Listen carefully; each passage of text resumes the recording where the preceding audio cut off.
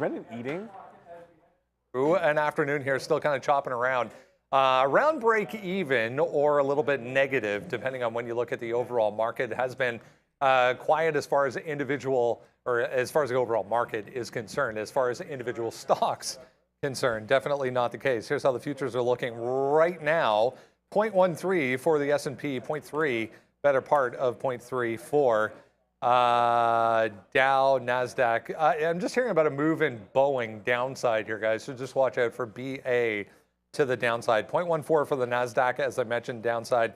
0.5% still for crude oil. Yeah, big bounce, essentially, for BTC. We'll talk about that. Overall, the market kind of flat, as I mentioned, 0.09 overall for the market, or the S&P. Healthcare stocks, consumer staples, offsetting the rest, including tech stocks here. AMD, Intel leading as far as semis are concerned, back to the upside. 4.25, 3.8. AVGO, 2.5 downside for solar, 2.7 downside. Banks, consumer discretionary, communication services, material and energy stocks, all higher. Just going to pull up Boeing because I'll get into this, guys, but seeing some volume and downside movement here. Oh, wow, yeah. Huge move for Boeing, guys, downside. That's not small for Boeing. Boeing now down $8 and continuing to fall. New issue impacts Boeing slowing Dreamliner deliveries. Inventory will take 2 weeks to fix each plane. They found non-conforming condition related to fitting of the 787 horizontal stabilizer.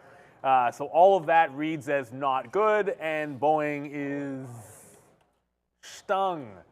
You can't really go long Airbus. Nikes. Although, you know what? Maybe there is an ADR. Actually, I have no idea if you can trade Airbus on the OTC markets. But yeah, not very good for Boeing through the 50 period.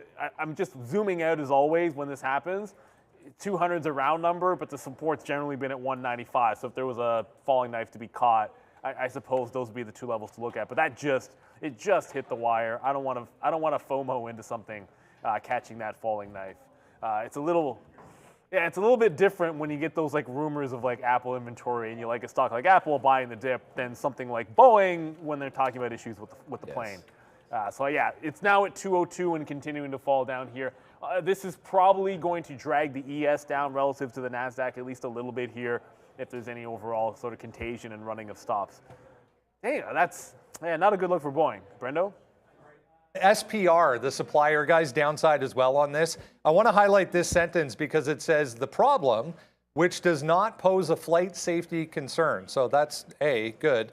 And they are still expecting this to result in 70 to 80 deliveries. So they are slowing current deliveries, but overall, it sounds like not that big of a deal at this point, guys. To the stock. Yeah, I'm just loading up my headphones. Yeah, here, they are. Yeah, that's. It's actually not bouncing yet. It's now through 201 and heading to 200. I checked out SPR. SPR had actually bounced off the low a little bit here. As we're now at that 200 level.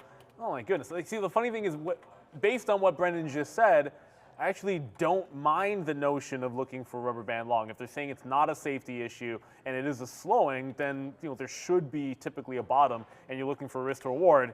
I mean, 200's there. So based on that headline, it's already bounced off 260. Oh, give me a break. Oh, well, it doesn't matter. Yeah, I might have just missed the opportunity to grab that bid, and that's me accidentally bidding 2010 instead of 201. I think you had to be on the front side of 201 or 200 to have caught that right away. But as Brendan gave the news, I wasn't nearly fast enough. It's already making a big bounce. SPR was already stronger. So yeah, the market sleeps for absolutely no one. That's SPR bouncing off 26. It had already done this when Boeing hit 200. So welcome.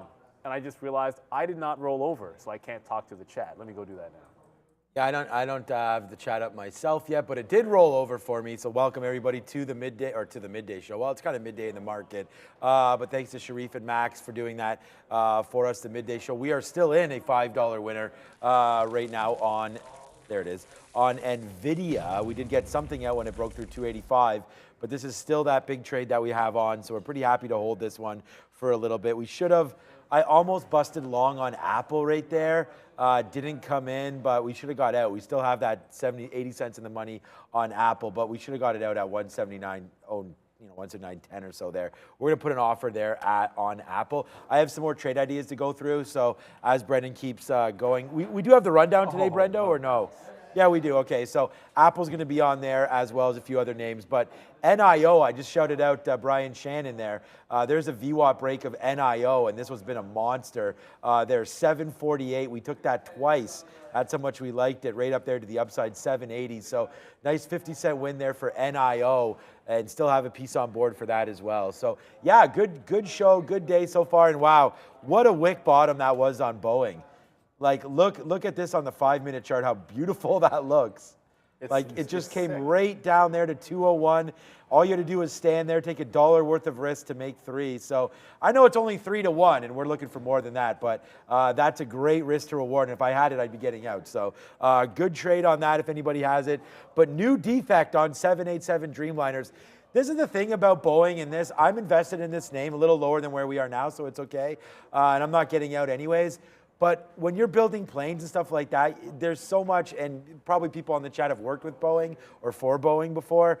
There's so many different things that you have to qualify for to get these planes out there. Like, you have one bolt missing or whatever, it's going to be a problem. You're gonna have to look back on like every single one that you've produced. So it's a problem, but hey, it's the safety of the business. So let's watch out to see what happens here with Boeing. I'd say it's a break, 200 break, you go short, but let's just see what happens here. Trying to bounce around. It's one of those news break things that you don't necessarily want to get in. We got in on NEO on a news situation, which worked out for us all the way to the upside. I would say let's hold out on some of this. Apple as well. I'm going to put an offer right around here, 179.10. Hadn't done that yet. Ends up being a quite the bounce. Wow, on Boeing there. So again, it sounds like not necessarily a flight safety issue, but will cause delays in deliveries. So the flight safety issue, obviously, the positive part. I wanted to mention this real quick before we get into Apple a little bit more detailed. Coinbase trying to pop back above 51. Brian Armstrong, CEO, comes out with a response on Twitter to this SEC lawsuit saying, regarding the SEC's complaint against us today, we're proud to represent the industry in court to finally get some clarity around crypto rules. So again, that was CEO Brian Armstrong for Coinbase. So that caused a bit of a bounce when it did come out about an hour or so ago. But a ton of volume on coin today. Apple, meanwhile, yeah, it was a bit of a sideways trade today. Day 2 for WWDC, but not much in the way of headlines. I mean, we were expecting this. If anyone was watching the market or watching this event when it came across last year, it was all about day 1, and then the rest of the week was pretty quiet as far as tradable events, guys. Today, and it sort of is what it is. Like, it was going to be a big deal yesterday, and today at the open, it was at the high, came back underneath 180. I ended up not taking any trades. There was a bounce close to 177. That's the level I was waiting. That's the level I liked on Apple. I have a bit of a wick. Yeah, there's some crazy wicks on this one. Let me go to the 15-minute chart, and it looks a little bit better. You can see the support off the 177. That's where I was looking for a dip buy, and it was one move down that didn't quite get there in the open, that crazy wick notwithstanding. So I ended up missing out on it, just not willing to step that far out in front of the level when it eventually came down there. So I sat the trade out. It looked like it was a good bounce. It got 77.5 to 79 a few times and wants to trend to the upside. Now, if the market is obviously slightly to the red, not actually huge, but Apple's holding above VWAP, so it's trending to the upside despite the fact that it's down. It's about the same as the NASDAQ, slightly here, but some of that price action would say it's a little bit stronger since lunchtime than the overall market, which has been sort of sliding to the downside while Apple's been holding steady. So some stability came into Apple at recent support at 177. I think that's what you're working from today.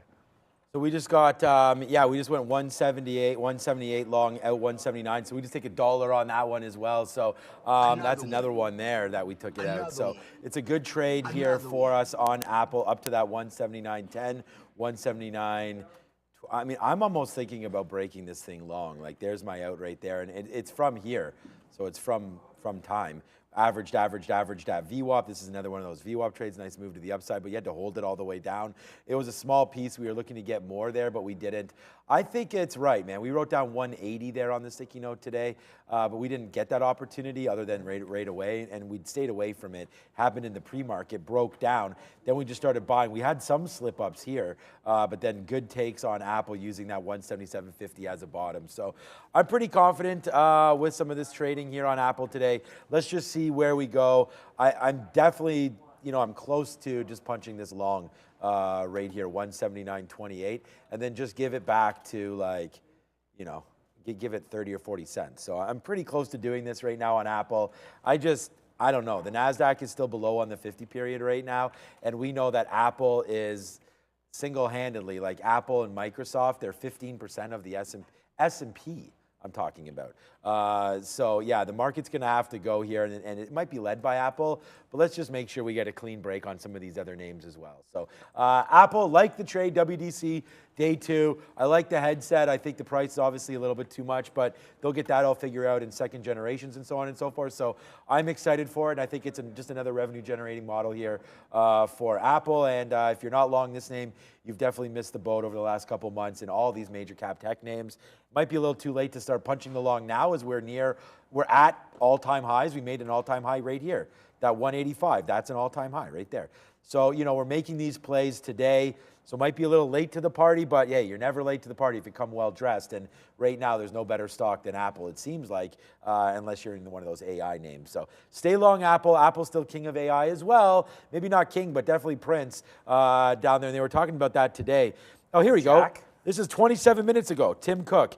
Apple clearly integrates AI into its products today. The general public doesn't necessarily think about these futures as AI, but they've been doing it for years and years and years. So that's the thing. You got that watershed moment with ChatGPT because everybody and their literally families can use it now, and you don't even really have to understand it. The minute it became a commercial product, then everybody's all over it. But obviously Apple, Google, Snapchat, all of these companies, Meta, has been using AI forever, right? So, yep, good day for Apple, good day for investors, and we'll see. I mean, it's been a good week for investors. Today, we're just getting back to positive, and here we go. Probably missed the boat here, but we should probably be thinking about getting long right now.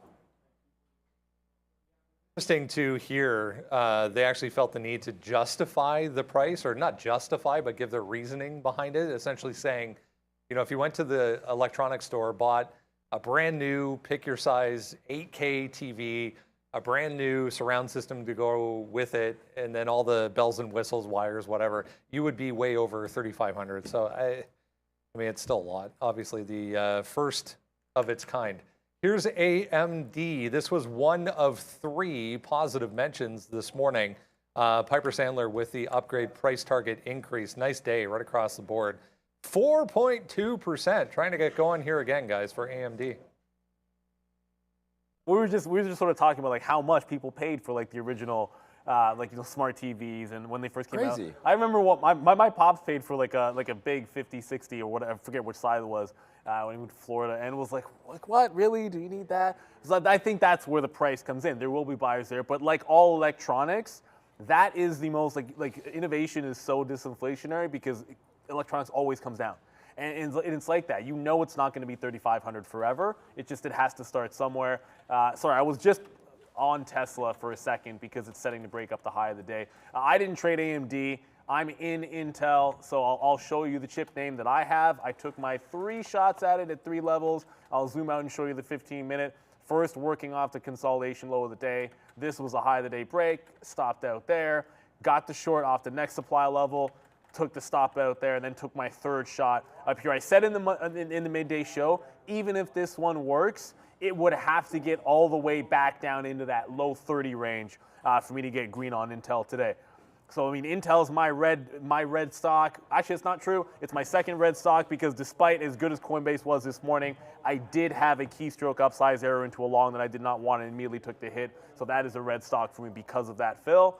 But Intel, again, if you're going to fight a stock, at least wait to make it to a decision point to do so. Good breakout for the name. It does need that 32 level on the higher time frame for it to go, but some of these are starting to play a little bit of catch up. They made the sale of 12% of their Mobileye position, and that's so they can get some funding for some of the catch-up that they are going to be doing versus AMD, and of course, investing in plants for their foundry. And so a strong move in the semis today, NVIDIA notwithstanding, because they've probably come a little bit too far, and that dragged Intel to the upside as well. I did trade Marvell. That was one quick short in and out that worked out. Yeah, I mean, we can always sit here and review. We went back and forth with AMD up here, but yeah, it was that 120 break. We marked it down here on the sticky note, and we talked about it exactly. Tried to break long yesterday, couldn't do it right here, but once we did, it was nothing but upside. We actually wrote it down exactly as we sort of thought it would happen here on our sticky note. We have a bunch of posts today. Shout out to Brian Shannon that just saw mine right now as well. Here it is right here. Tried to break long yesterday, couldn't get above it. Let's go 120. Let's use 119 as the bottom, right? So it's right here. We'll put this out again. It is the sticky note. Thank you for that. We're almost at 41,000 followers now on this as well. But there it is. There's the break yesterday. That's the 119.50. We held that today right into here. So there's the break of 119.50. Never retested it. Then there's the break of 120. Nothing but love to the upside on that. But the biggest trade of the day for me and the most profitable stock is going to be NVIDIA. We messed around with it long at 390 once it didn't break. Well, it broke. We had some profit. Gave it back up, then we just switched up to the short, then it collapsed all over itself, and we wound up taking $7 there. We're short at 390, that's an out at 283. You all saw me do this. Down, down, down. We take it on a break at the 50 period, and now we're holding one last piece until 386.50. Once that breaks, we're gone. But it's been a great day here. NVIDIA, the chip names continue to be the same. Trade what's good, trade what's strong, and trade what's moving. I mean, I think that I can't say it any more clear than that. So just keep trading active names, and you'll get bigger moves. I just saw this one. Speaking of very active today, Microstrategy popping up once again at day highs. If you missed it in the pre-market, a new cloud deal with Microsoft announced for MSTR. So we just took out highs there. Kind of failed on the way back in. Not a ton of volume behind this move, but 9.5% for MSTR on a day when Bitcoin has had its struggles, to say the least. Let's go on to Unity and Disney. We were also discussing in relation to what happened yesterday as far as Apple is concerned, announcing new deals with both. Were there trades, guys? There was probably a trade on Unity, no. Disney, yes. Actually, I shouldn't say that. There was a trade on Unity, just did not take any of the trades on Unity because at the open, it was not a priority stock. Disney was a clean breakout at two levels. Yesterday's high, wedge double top at 75. It broke 92 as well. It didn't really follow through until a little bit later on. That's a 15-minute, and the daily. There's room on the daily, by the way, for this to continue a couple more days. I think 94, and then the 50 periods at 96 on Disney. So on the higher time frame, it's got room to rally. It just couldn't get past 92 and a half. And I tried to reload at VWAP. Ended up getting stopped out there. Never really came back to the trade, but it's still kind of valid, just relatively weak. You have to remember a lot of that pullback was when the market was rallying, and I never liked that notion that a stock that's supposed to be breaking out and strong is showing weakness when the market was still going higher. In Disney's case, Unity, as I said, there was probably a trade. Just was not looking at this one at the open. It was a flat bottom break through 37 even. I don't know what else it was to see. I mean, if you weren't taking that trade, there wasn't an obvious long. It's now showed you a 34.50 bottom a couple times and is above VWAP. This sets up in the afternoon for VWAP bounce because it's broken the consolidation to the upside. So I kind of like VWAP now in Unity. Just at the open, unless you were thinking 37 short, right at 9:30, you were sort of left hung out to dry there on Unity. Yeah, I'll take the other side. We put Disney on, well, just the other stock. It's not the other side of anything. We put Disney on the sticky note today to be on watch. We talked about $92 coming into play for Disney. It does that right there, 92 upside, 92.40, 92.30, 92.50. So good outs, 75% of them out up here. 80% out up here, and then we lost a lot. We didn't lose. We got out a flat on our last little piece as Disney continues to work. I don't know, man. Up 1.35% is much better than the market. Did think that there was a better chance for this to go a little bit further than it did today. And again, Disney just trying to curl up right now off that bottom. Good pickups. You know, we first did buy it right here at 98. We talked about that. Then this was earnings where it flushed down. We're able to pick something up down here against some of these bottoms. But let me see if we can zoom out just a little bit more. Can you see that? No, hold on. One more. There we go. So we had Daniel Shea on yesterday, and I agree with her. If we break back down below this 84-85 level and lose this year-end bottom right there, then then there's a lot more trouble brewing, and then I think you got to look a lot lower, including 80, 79, and so on and so forth. The COVID bottom's kind of been that 80, so there are levels, but I would say you want to watch out for that $84 mark here on Disney. But hey, we still stay strong on this name. I like any kind of a partnership deal with Apple, like they were sort of talking about yesterday, bringing content to the Vision first. So I think that's good. They have Star Wars, they have Marvel, they have tons of content. We don't need to talk about their library. You guys should all be familiar with that. So I feel like that's enough to rally the stock. So let's just see what happens now with Disney. But hey, might be a nothing burger, but to me, Apple's something and at least a reason to go long this name. All right, the rundown, guys, as always, brought to you by Options AI. Easy to use and visual. Options AI is your new mobile co-pilot for anything from stocks to advanced option spreads. Zero commission stock and just a $5 flat fee for options with no per contract fees, no matter the legs or size. Options AI. Turn great ideas into smarter trades. Thanks to Options AI for bringing you the rundown. Let's talk Palantir. Was up decently in the pre-market. Gave you a nice dip this morning as well. This came out. They launched their foundry for manufacturing on AWS this morning. So that was big news. Finally, not a contract, but still positive. Yeah, I mean, it was good today. I don't know that it was a great move unless you were buying the dip, quite frankly. Just ignore the percentage up. It's not actually up 6%. I'm not throwing shade on it. It's just our close prices from an issue the NYSE had yesterday are going to be wrong on a lot of names. It's up 1. It's up what? 1%. 1 exactly. Yeah, yep. So exactly 1% it's up right now. You had to go dip buying off the same level that was a higher low yesterday. That was the 15 even. And even then, there's been no pre-market high of the day break just yet. So looking for that breakout still of the next level on Palantir. It has been stair-stepping upside, and until it goes 7, consolidate, break 10, consolidate 12, breakout 12 and a half, and then even the consolidations aren't even that long anymore. This is a longer one off this 15 area. Kind of needs to get through the top here. It's 1570, I think was the high yesterday. So still waiting for that top end challenge, but it's holding the range higher, which is always good. That means the trend has been continuing on Palantir. That's pretty much the only reason to be looking at it. Is it's continuing the trend, and as long as it's doing that, it's providing us long opportunities. Is that the market related? Yeah, it's the market related. I'm getting out of Apple. I'm scratching that right now. It could be completely wrong. We'll get out for flat on Apple. We took we were long 30s. We just got out 28s right there. I don't know if it's going to break or not. We just got in.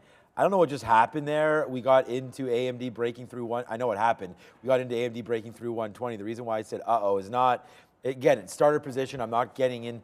I'm not taking breakouts for big shares because this is what could happen.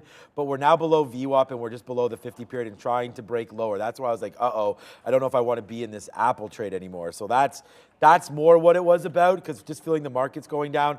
We're now $5 in the money, and NVIDIA looks like it wants to break. Now I don't know if we want to be short AMD and Microsoft and Apple at the same time, but let's just try it out here to see what we want to do. Oops, we just got into Apple there by accident.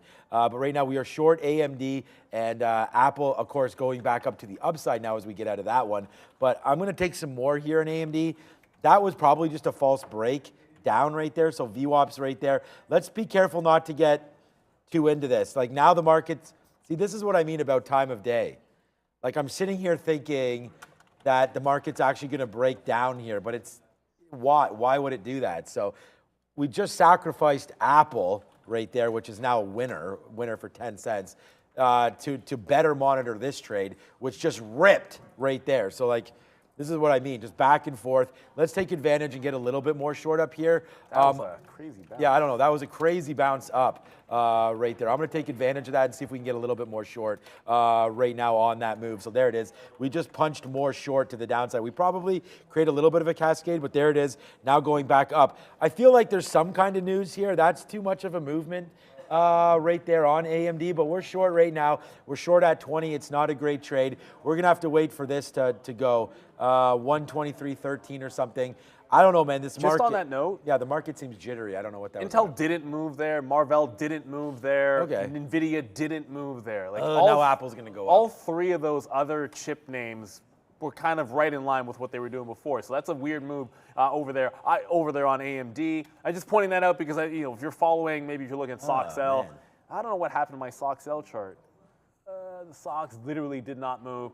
Sorry guys, I just had it over here. 123, didn't move at all. So, I mean, I was actually looking at Marvell. Like, is there an entry point there on a name that I traded to VWAP? I got out of VWAP on Marvell. Look at it go further. And this is just me sort of reminding myself that reversals don't always stop at VWAP. I got trailed out of Meta at VWAP. You can see what happened to that one. And now Intel's at VWAP. But I look at Marvell here, and that's still a New York stock. I look at this and want it off of this lower high that it just put in. No, it's a NASDAQ stock. It's MRVL. Load. There we go. So 59.10 here. This nice little consolidation. I mean, the market's making a lower high. I'm seeing relative weakness. I mean, there was just, I don't know what I would term that on AMD. Maybe they ran stops. Maybe there was a liquidity vacuum on the bottom. Whenever I see that, I think weakness. And I'm not adding to an Intel short at VWAP because I think it could be bouncing. But this is a name that I like the short on the 15-minute, trending down, kind of holding that first pop and then trending off the 60. So now take this consolidation short off 59.10. So I'm going to grab that on Marvell as opposed to Intel here basically bounced off VWAP once on me. Adding to the short doesn't really make any sense. So my way of expressing it will be to go to Marvell here and take that short. Tesla, no break of the high of the day yet. 221 is the high. 220.98 is the high of the day on Tesla. It's really tempting to just be short at like 95 or something like that if it goes to the upside. But I'm still looking for that shot that it could consolidate break at 221. On this, but Cassava Sciences had a volume spike there. Just be aware. Took out day highs, and I mean, it's pulling back a little bit, but trying to find this note. Apparently, there's a note being circulated with some positive results once again for their Alzheimer's treatment. So this is one of those stocks that if it wants to get going, it definitely can. So heads up on SAVA. I also saw Bitcoin continuing this move. We mentioned when we came on there, 25,000 held and then some. We're right through to almost 26,800 again, which was the bottom end of the range from a couple of days back. So straight upside right now for BTC on a bit of a tear as we head through the afternoon here. Let's quickly talk GitLab GTLB. Monster day after all things earnings were better than expected. They even threw in the topper of AI. Yeah, GitLab's been a good trade today for sure. For those of you that were taking that long, GTLB. Yeah, I mean, 46 bucks. Good move, just continuing to go all day. All right, so forget about that. You just want to look over here where the volume was today off the open. But this is why it's very, very hard to trade any kind of an earnings name off the jump, right? I mean, it's a good name. Look where we are. We're actually right at pre-market highs again, but you had to go all the way down about $4 or $5 down to 42 right there. We actually gave it all the way back, and then that would have been a good area for support. I stopped the charts, like 4:30, 5 o'clock. So I think we actually stopped charting at, I don't know, 6, something like that. I don't know what it is. But right there, so that comes right back into 42 and then just blasting up from there. So I think if you take these levels out, 47 bucks, maybe you do have a good long here on GitLab. Looking at it a little bit longer on a 20-minute chart, obviously we're all the way up there. Daily chart. I mean, wasn't this name, I was going to say, wasn't it a little bit higher than where we were right now? It opened at 90. I don't know what the actual issue price was. Yeah, so you're still down. I mean, you got beat down on GitLab, but anyways, bouncing off the 50 period. Nice trade there for anybody that has GitLab long, I'd say. Yes, broke above the 200, broke above the 50. It's I like it. I think it's going to set up as one of those monitor after the gap to the upside on the daily chart. Oh, come on, daily chart load. Or you look at my 15-minute. Like what you want to see, and we've seen this play out before, is now that you've made the break, form a top end channel, allow it to settle down, look for the support to set up on this week, or the breakout to happen. And this is when you would trade a stock like this, is on earnings or the day after, or the days after. So for the next few days, I'd look for some breakouts of a range that it tends to put in. It showed you the bottom today. I don't know that you're picking the bottom on a day like today, because that dip buy is insane. It's dropping $4 into levels, into what? Like, the only thing that you can say it bounced off of was the 200 period moving average. And I know I said this morning, the only thing you can throw out there is a 200 period moving average, but that's not that's one thing to throw out there. And as it was falling like an absolute rock, I think you need more than like one reason to want to buy a stock you've never traded before as a trade. I think that reason can come in, and if it holds that for the rest of the week, then I'd work off that level. I did get Marvell. It's immediately starting to go to the upside because that's what it does, but it's still within the pocket underneath VWAP. I'll give it to 59.40. I don't want to add unless I'm adding at or above VWAP here, though. And my first outs, I want to be down around this double bottom, 58.70. I guess we're done with the upgrades and downgrades. Thank you to Options AI, Yes, sir. Again, for the sponsorship of that segment. You know what? We haven't traded in a while, and I don't know, FRC. I mean, I was going to say GameStop. We haven't talked about this in a while, but this is what it looks like here on the pink sheets, of course, and this is First Republic. Just continuing to do this. Today you're down 17%. We don't trade Pack W on here too often. We probably should, but excuse me. Coming back in $16, $17 here. I don't know, it just sucks. 17 million shares. I don't like to like when it's level 2 looks like this. I don't really trade that, and you can see it's been basically barcoding. There was just moves from the open all the way to the downside. It's not. I mean, to me, when it looks like this, it's not super tradable for me, but this is First Republic, and it just sucks. And what's the other one? SVBQ? What I did, so we did have here. This is what I used. If you we just had put Jeff. in, Yeah, no, it that's okay. autofills. It will autofill. Yeah, it's right there. But this is. I just want to show this as I was talking about it, just to see like there's 10 cent, and this is why it's hot right now. GBTC. We talked about that with Sharif. This is to trade the Bitcoin, and Brendan brought this to our attention already. 4% today, so that's really nice. And as I was sort of scanning down, scam. See how that comes up when I see FRCB here and Bitcoin. Not that Bitcoin's a scam, but you want to go through and you find some good names there. There's Nintendo we talked about. There's Roche as well.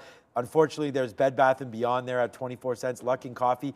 Talk about a name that went down at nothing and is now something. Luckin Coffee came down at $1 or $2, is now $21.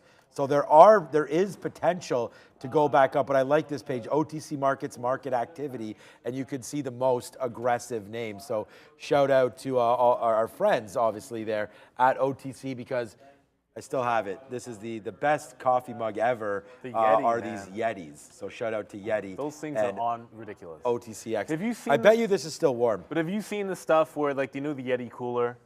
Have you seen like, I the know. stories? Yeah. It's Well, like what's the story? There's like Yeti coolers, and it's been like run over, but not run over by a truck, but like dropped off a mountain or That like was the left point of out. them. Like, it's just the ridiculous. Everything is so Let me see the durable, Yeti stock. and everything's like the coolers. Everything stays ice cold if there's ice in there. They can be all breached and nonsense. And then like I'll drive up north to my in-laws, which is like a 90-minute drive. I'll make my coffee. Oh, yeah. Like an hour before we leave. Put it in the Yeti, and by the time we get there, it's still hot. Like these are This insane. is still warm. Great product. And this coffee was made at 7 a.m. I know. Well, today. it also because I don't know if you want to drink it. because it's flavored. I get to smell like flavored coffee all Yes, day. We don't get yes. flavored coffee at the office here, so I always have to smell. Sean has hazelnut every single day. Yes. That's what I drink on the weekend, so I'm Yes. always smelling it. The wife loves the Tim Hortons hazelnut. It is good. I kind of just like Brendan normal tells me coffee. that you get cancer from flavored coffie.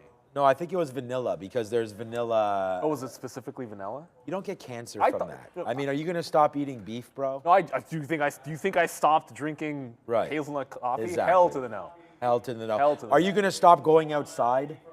Hell to the no. Right. Well, watch out for sun. Well, what are you gonna do? Yeah. What are you going to do? You know, live your life and to each their own. I mean, Hey. look, just try to be safe. Try to control this. Today, brand new 52-week highs. What's up to Google? What's up to Meta? What's up to MongoDB? That was an earnings play a couple days ago. What's up to ServiceNow? We like that. Frank Slootman. Same people involved with Snowflake. And then Royal Caribbean, another 52-week high today. So, you know, congratulations, some of those names. We talked about getting into Airbnb. We really like that one down here at 105. I was going to say, where is it now? We're in at 105, almost 105 exactly. Now it's up to 117. This is a long-term play. We'll see. Probably goes against me at some point, but I like Airbnb up here now. This didn't IPO in March, but my daily is not really loading up here, but there's Airbnb. Nice move off the bottom there. 105 goes way back. I did hold it against me, obviously, but it goes way back. There's some levels there at 100 that we'll look at. Unfortunately, not really. I got it. Just quickly, just to make Sean's point. What do we get filled on there, by this the way? is the 105 level he's mentioning. If you zoom out a little bit further, it's so much more significant when you see February, right? There Like we go. It bounced off 105 and then ran to 144. So monster level there on Airbnb. It's not very often that my daily chart comes through when yours doesn't. It's usually I feel like if I go back to it, it's it will usually load the now. other way around. There it is. It loads clean as soon as I went back. It's just camera shy. It's just camera shy. It's camera shy, yeah. Chewy is weak today. I don't know if that's true. Meta is going to. I want Meta south side, but like I just cannot bring myself to chase back into this thing. I suppose like the re-entry. This is the thing. The re-entry was get stopped out of VWAP when I got up to go to the can, and re-entry would have been here either at 74 or on this lower high. Like those are the entry points with the relative risk to reward that would have made sense to me. I don't know where.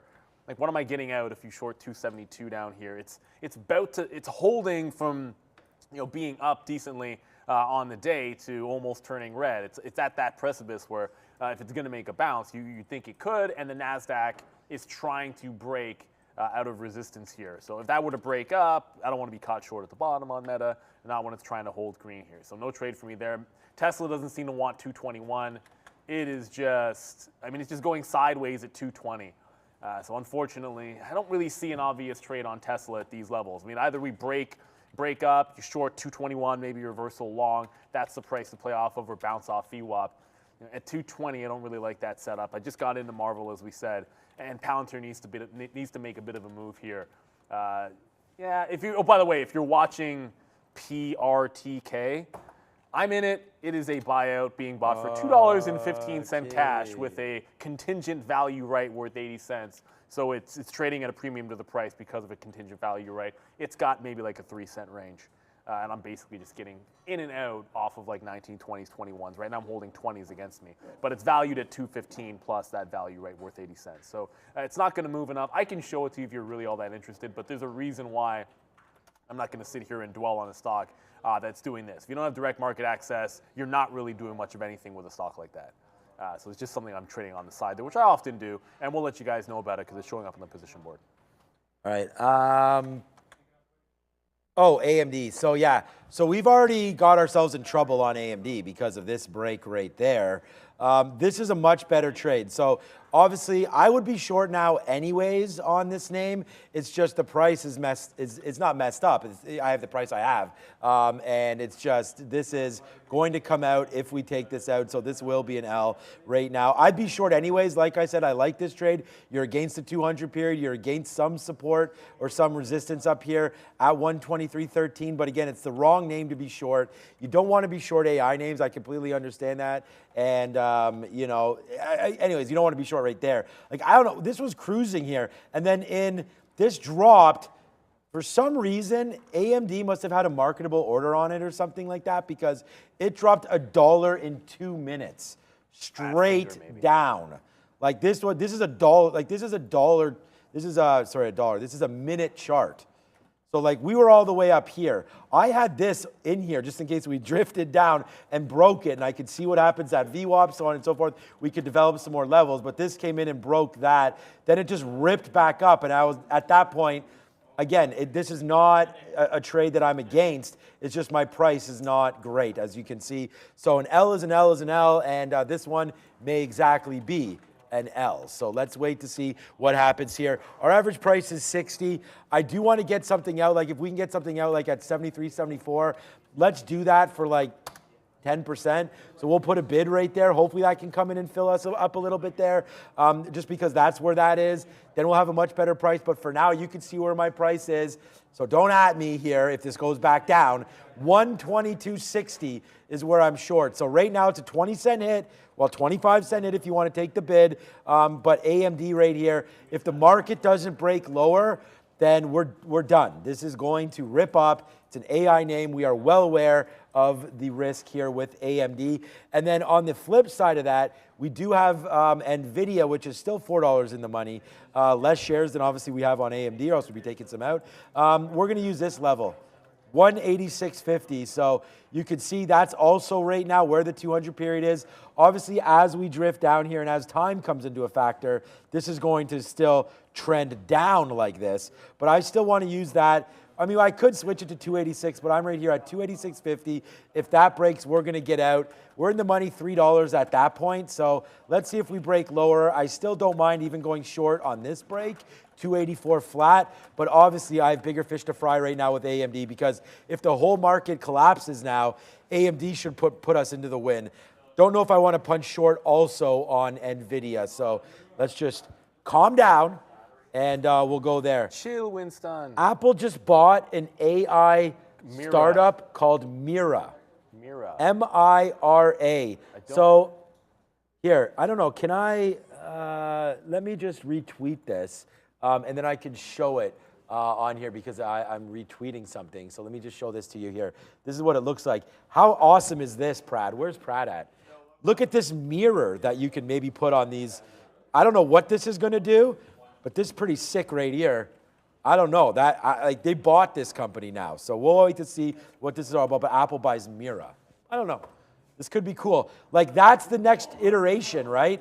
If you can also see like that through the glasses, like Oculus has something on it called, it's like transparent mode. Yeah. So my kids could have the Oculus on and still look around and see everything, as well as see what they're doing. Obviously, it's not super. I think they're going to take a different. Like the next step, well, the final step to me is going to be when the cameras are so fantastic on this and it's so powerful that it will be an actual pre-produced or produced image of the outside world. Yes. It won't even be see-through, but it'll be just as good as it. I always look to what does this shit look like in sci-fi, and like that's where eventually it's just like going to end up. You were just in Paris. So this is where I think you could use it, right? I think it needs to be obviously more portable for that. But imagine you're walking around Paris and you have these things on. Obviously, you want to make sure you can still see where you're going.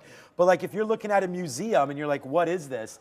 It could automatically identify. You know how crazy this is? Google already has that, but. Rebecca was always pissed off at me because we'd be walking down and be like, oh my God, look how gorgeous this building. I'd be like, what is this? I'm like, what's the name of this? Like, can you tell me what? And she's like, why the hell would I know? And I'm like, of course. Well, you researched the trip. I just expected her to know what everything is because she researched. You could do that with Google Lens. There's 1,000 uses. Oh, you can do it with Lens. You have to pull up your phone. Yeah, you just zoom it.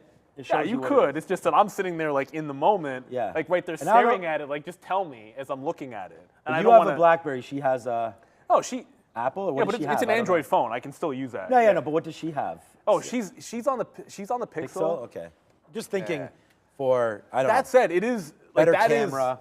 That's the iteration. Yeah, that's what you want to be able to do. I think that's the next thing for tourism. So I'm gonna just quickly here go back to trading. Boeing's that's the point, Saskatchewan. He's like, why use a phone when you could have a $3,500? You know, and we're talking about what's next. It's a little expensive now, obviously. Yeah, we're talking about what's next. I mean, prices will come down, products will get better. I think we're just sort of speculating about the cool things it can do in the future. You look at technology where it's come from. I mean, you just gotta I was watching Back to the Future, and they were like, oh my God, we're gonna be flying around on skateboards and everything by this time. Obviously, we're not. But let's just see where this goes. My dad went to university, and in Canada here, he came from Antigua, went to university, and this would have been. I mean, it's years and years ago in the 60s. And he was using, and for engineering, was using a slide rule when he got there. Not calculators, he was using an actual slide rule.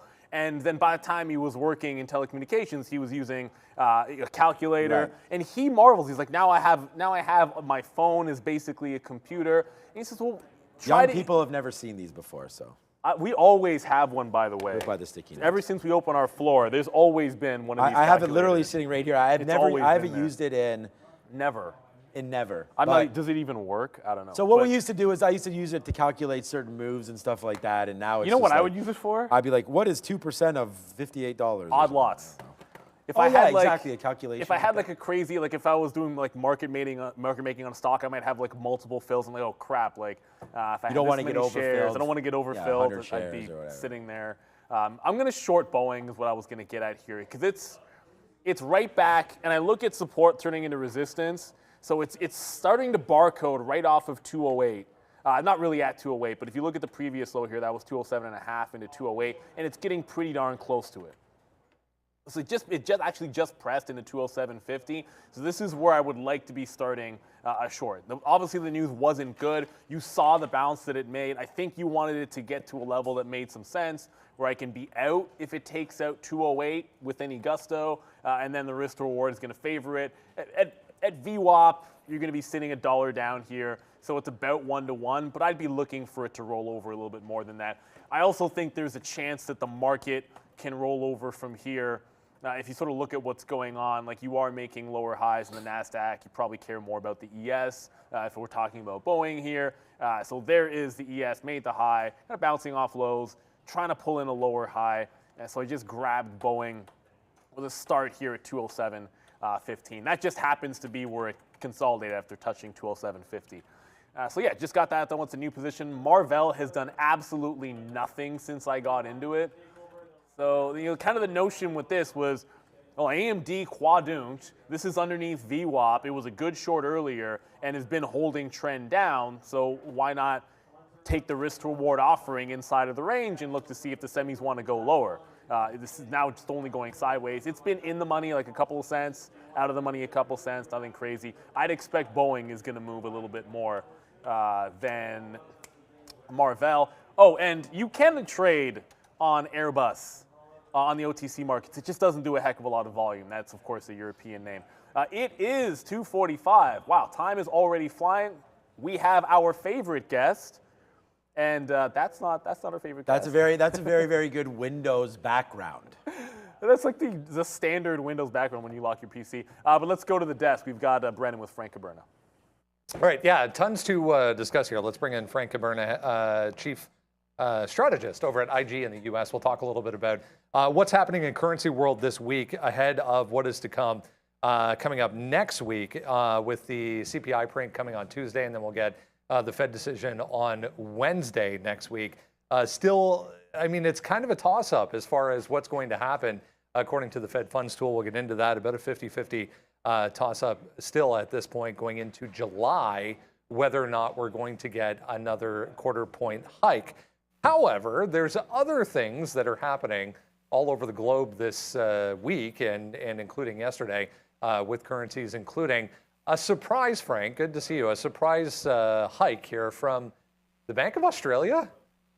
Yeah, that's exactly right. I want to start in Australia, and trust me, friends, we're going to land the plane on how this is relevant to the U.S. and stock market at large. But Australia, the Reserve Bank of Australia comes out last night, this morning, depending on where you're at, and they surprise hike 25 basis points, which not only sends the Australian dollar higher, and the Aussie has had a tough go of it the last couple of months, a nice welcome bounce in that currency against USD off of its lows, but it creates an interesting idea here, an interesting trend that is the central bank system at large globally. Are they done hiking interest rates? Now, of course, if you asked a month or two ago amid the regional banking crisis and debt ceiling talks and everything else, projections were saying there's no chance that they're going to hike here in the U.S. and other places.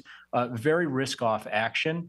And they're looking at potential cuts by the end of this year and then cuts down close to 2 or 3% by the end of next year.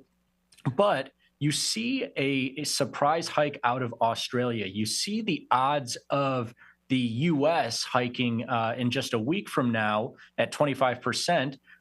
Relatively strong, especially, like I say, I mean, Brendan, we looked at these odds 3-4 weeks ago, and there was, a 25-50% chance of a 25 basis point cut at this June meeting. And now I don't have the odds here with us here today, but for the July meeting, which is in about a month and a half, they're looking at more than a 50% chance of getting at least 25 basis points higher. You throw on top of that the non-farm payrolls that the U.S. saw on Friday that essentially doubled the expectation there. And again, the expectations time after time for the US and globally are inflation lower, employment lower. We're reining in all of these data points that interest rates were hiked to rein in a little bit.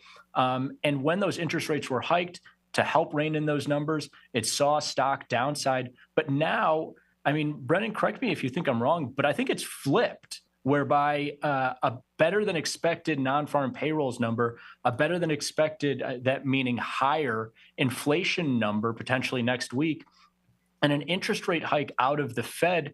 I mean, that might be bullish action here for the stock market. We saw it with the first of those three being the non-farm number, which saw interest rates climb back to highs right after that number on Friday. And the stock market closed higher, and it's not really seen much downside, whereas in 2022, obviously, it was a very different trend. But how are you seeing this going into next week's FOMC and the inflation number? If we get, an inflation number still around 5% or so, we get 25 basis points either in June or July. It seems like the switch is flipped, so to speak, and stocks are taking essentially good or healthy economic data, better than expected economic data, to be optimistic. And 2 in a row, right? If you go back to the prior jobs report as well, it was the same thing. The initial move was down, and then the market just ripped all day long, closed, as you said, basically at the highs. Good news is good news again. Yeah. I mean, that's how we have to, kind of take it at this point. I want to get your take on what's to come on Tuesday as well, because before we get, obviously, the decision on Wednesday next week, we get the next reading, in fact, on this mess that we continue to deal with, inflation. So PCE, if you remember, we go back a week or two ago, whatever it was, to the last PCE print, that as well, higher than expected. There was still some very key areas of that number that were still a problem.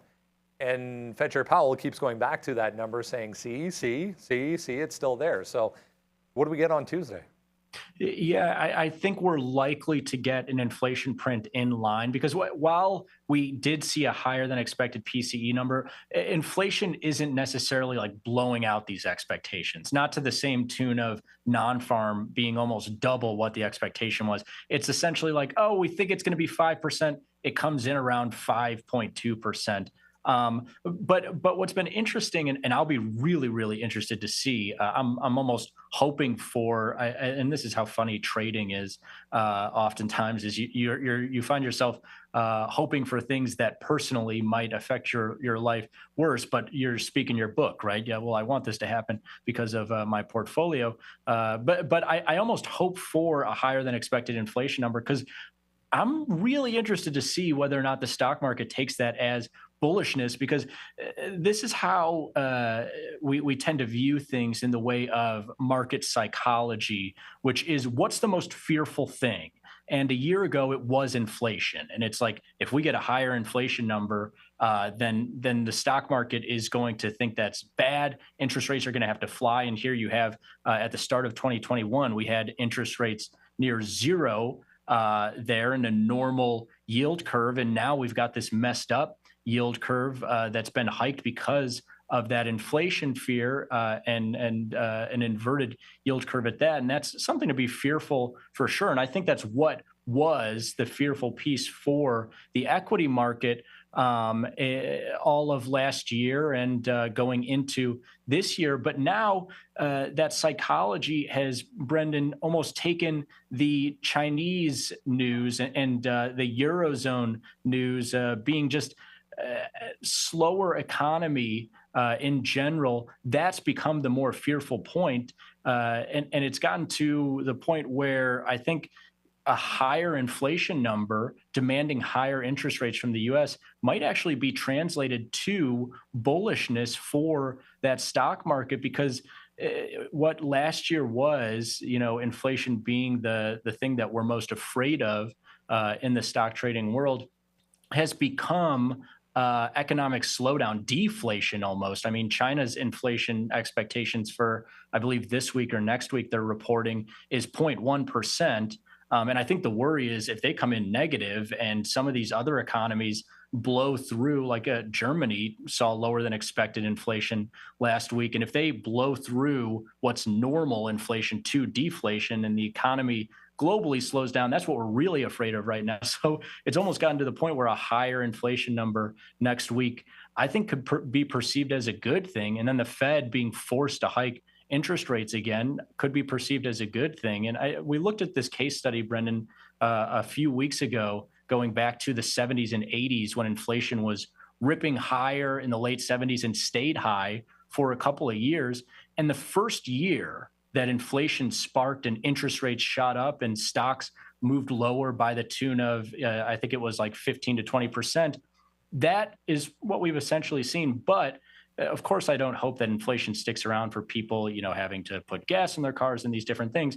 But what we did see in the following 3-4 years there in the late 70s, early 80s was higher than anticipated inflation, 8, 9, 10% inflation, higher interest rates in that same range, and the stock market up year over year, 10, 15% throughout that range. So these things can shift. And I think we're seeing a little bit of that shift right now. Sorry to get so into that inflation number, but you bring it up for next Tuesday, and I'm excited to see it. Because, this is a big piece in here, is the inversion. I think that's a fearful piece for sure. And I think that's what everybody is worried about is in the short term, a higher inflation number might be good.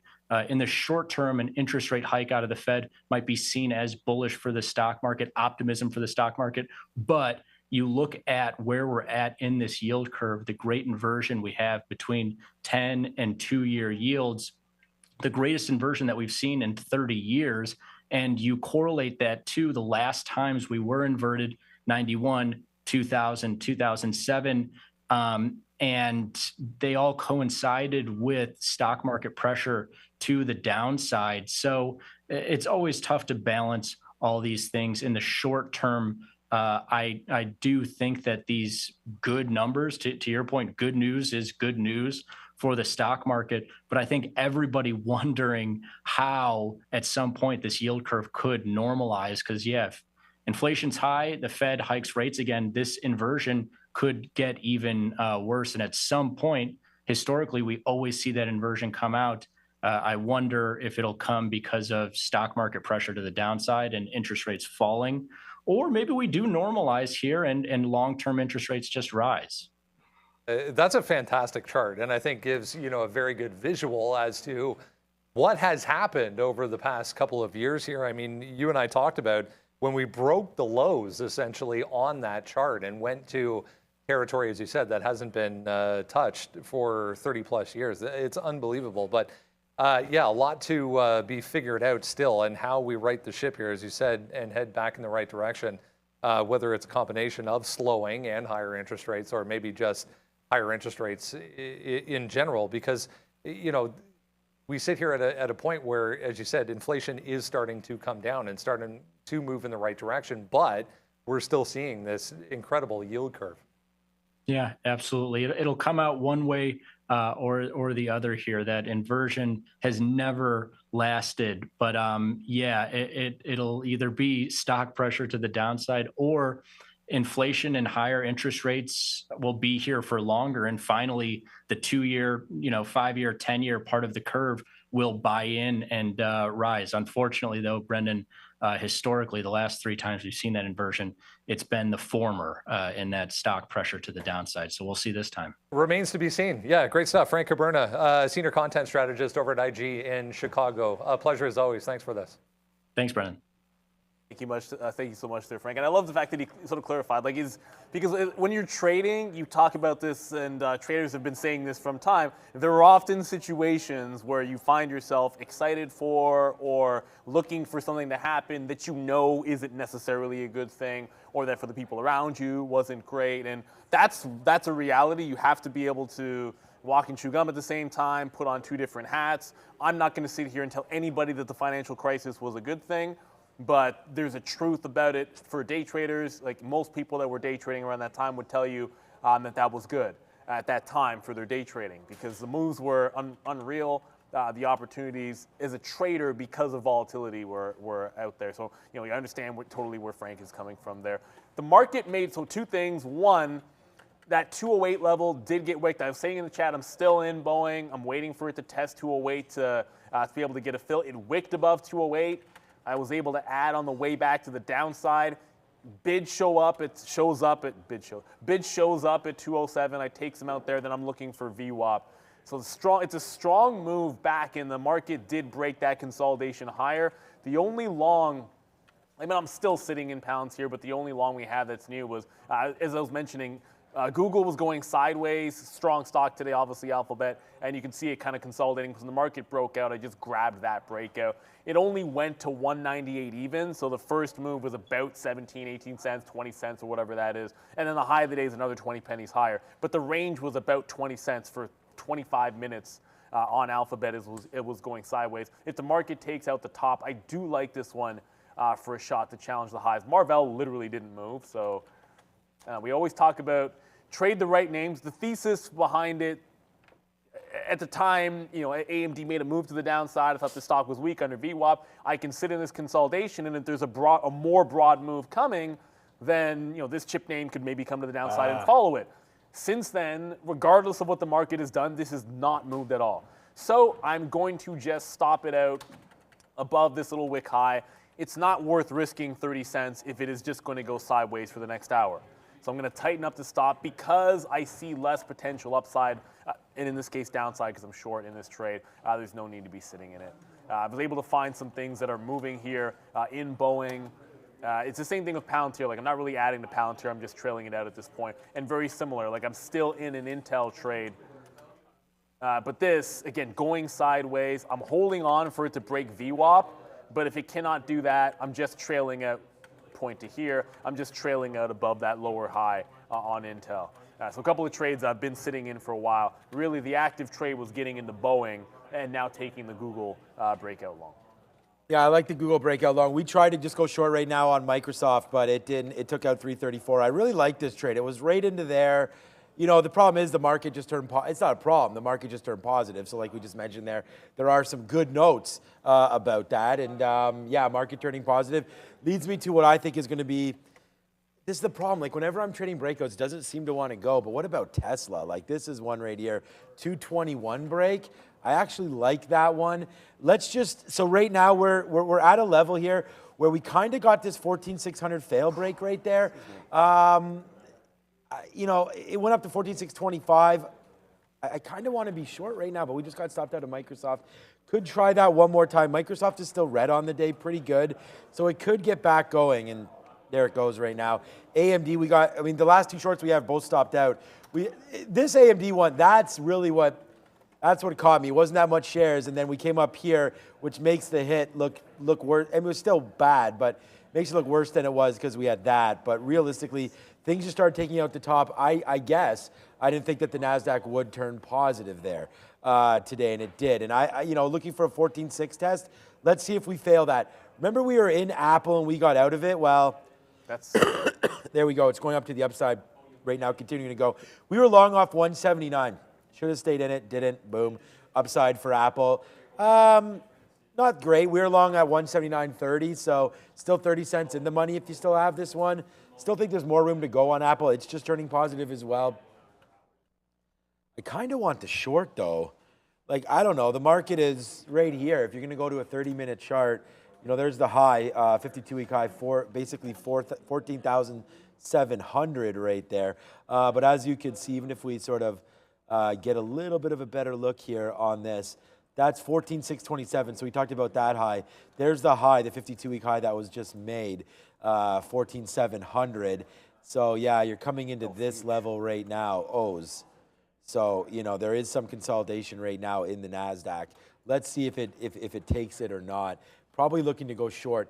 I'm going to go short again. Microsoft right here off. Oops, I'm on the wrong stock. Right there. Just to give it another look there. In case the NASDAQ does want to go down, let's just do a starter position in Microsoft. What is this level? It's 335. Little early to have a starter position right now, but we're in it. So let's see if it fades out just a little bit. Our Tesla there didn't do anything, you know, so it didn't get to 221, but I like that 221 break if it does come through. So we'll re-engage here in an idea with Microsoft to the short side. Yeah, that's what you got to do. And, oh, come on, there we go. This is just going to show you Palantir. Palantir just got up to that. It wasn't 1550. The high of the day was actually 1551. I might have said 1550 earlier. This is it getting to the top and then sort of waking it. I'm out. I was just holding on to it from earlier when it caught a bit of a bid. But that's the high. I cannot seem to break it. If it starts breaking out, we'll go for it. But it was time to ring the register on that. Move on. Wow, Upstart. Thank you in the chat for everybody that pointed out Upstart. Upstart starting to go up. No, it's not starting to go up. It's been going up pretty much all day long. It just cracked 3075, new high of the day on Upstart. This is the obligatory when in doubt, zoom out. Yeah, 32 is a bit of a thing when it comes to Upstart here, but it is filling in. I don't want to say it's filling in a gap, but it did have a big breakout on the first, and it's been sliding ever since. So 32, there's still room to 32. You get to levels like that, I usually think at the end of the day, I'd rather fade off of a level. If it's had to go 10%, like look how strong it's had to go into this move. You're talking well over 10% from the bottom to get to a level like 32. If I see that, I'm thinking scalp short pretty much all day long. Chasing along in here, I don't know if I love it. But congratulations if you got that one. Should be on the radars, especially if you can get to that 32 level. And if it's breaking that out tomorrow with a clean slate and room for it to run all day, I'm going to like that a little better. That Alphabet entry, it doesn't really have a huge range up here, as you can see. Like the big moves happened this morning, but that 127.80, it's at 128. It's trying to make a move up. The 20 is the high where I'm trying to get the next leg out, and then I want to hold through a breakout of the top. Boeing, we're sitting in that one. It doesn't quite want to get to VWAP. It's working. Already rang the register once. I don't think looking a gift horse in the mouth would make a lot of sense here, just because, I mean, Boeing off 200 has bounced $8. Right. So the reaction to that news was, okay, the algos decided to dump it off, but on second thought, maybe it's not all that bad because we're going to come almost all the way back. So generally speaking, I don't think this is going all the way back to the bottom. That doesn't actually make sense based on the price action that you see. Had it held under VWAP like 205, that's a weaker bounce, and maybe you go all the way downside. That kind of a flush. I don't really think that's going to happen there. I'm now out of Marvell. As I said, I thought maybe this would be worth holding, take some fills above VWAP if it was moving, but that's barcoding. It looks like a Chinese ADR in the afternoon. Quite frankly, I don't know why. Marvell is a perfectly volatile stock. It has a $3 range on the day. It's been going absolutely ham the last few days. How it manages to just roll over when the market breaks down, like AMD breaks down, the market breaks up, Marvell doesn't even move. I am not going to bother trading it if that's the case. So I'm out of it. We won't go back unless it gets to the high or does something on a volume spike. Sometimes you pick the wrong stock and the best decision you can make is just get out for a small loss or flat or something because it's doing absolutely nothing. I just find it's a waste of your time if the stock is not doing what you expect or it's just not moving at all. So as a day trader, you got to prioritize. I'm in front of VWAP on Boeing to take the next fill, and then of course Google long. Hopefully both things can work out. One tech long, one sort of down name that has some negative news here. So the run up in the market, good for Google, but I'm hoping it doesn't give Boeing a reason to catch a bid.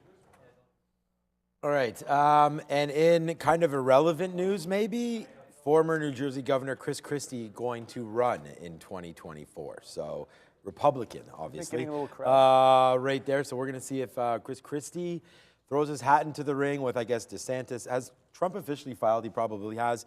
Pence has as well. Maybe he hasn't. I don't know. I just assumed yes, but I actually don't. I don't know. So we got. You're going to be able to choose from Chris Christie, Mike Pence, and then Ron DeSantis, I guess, so far.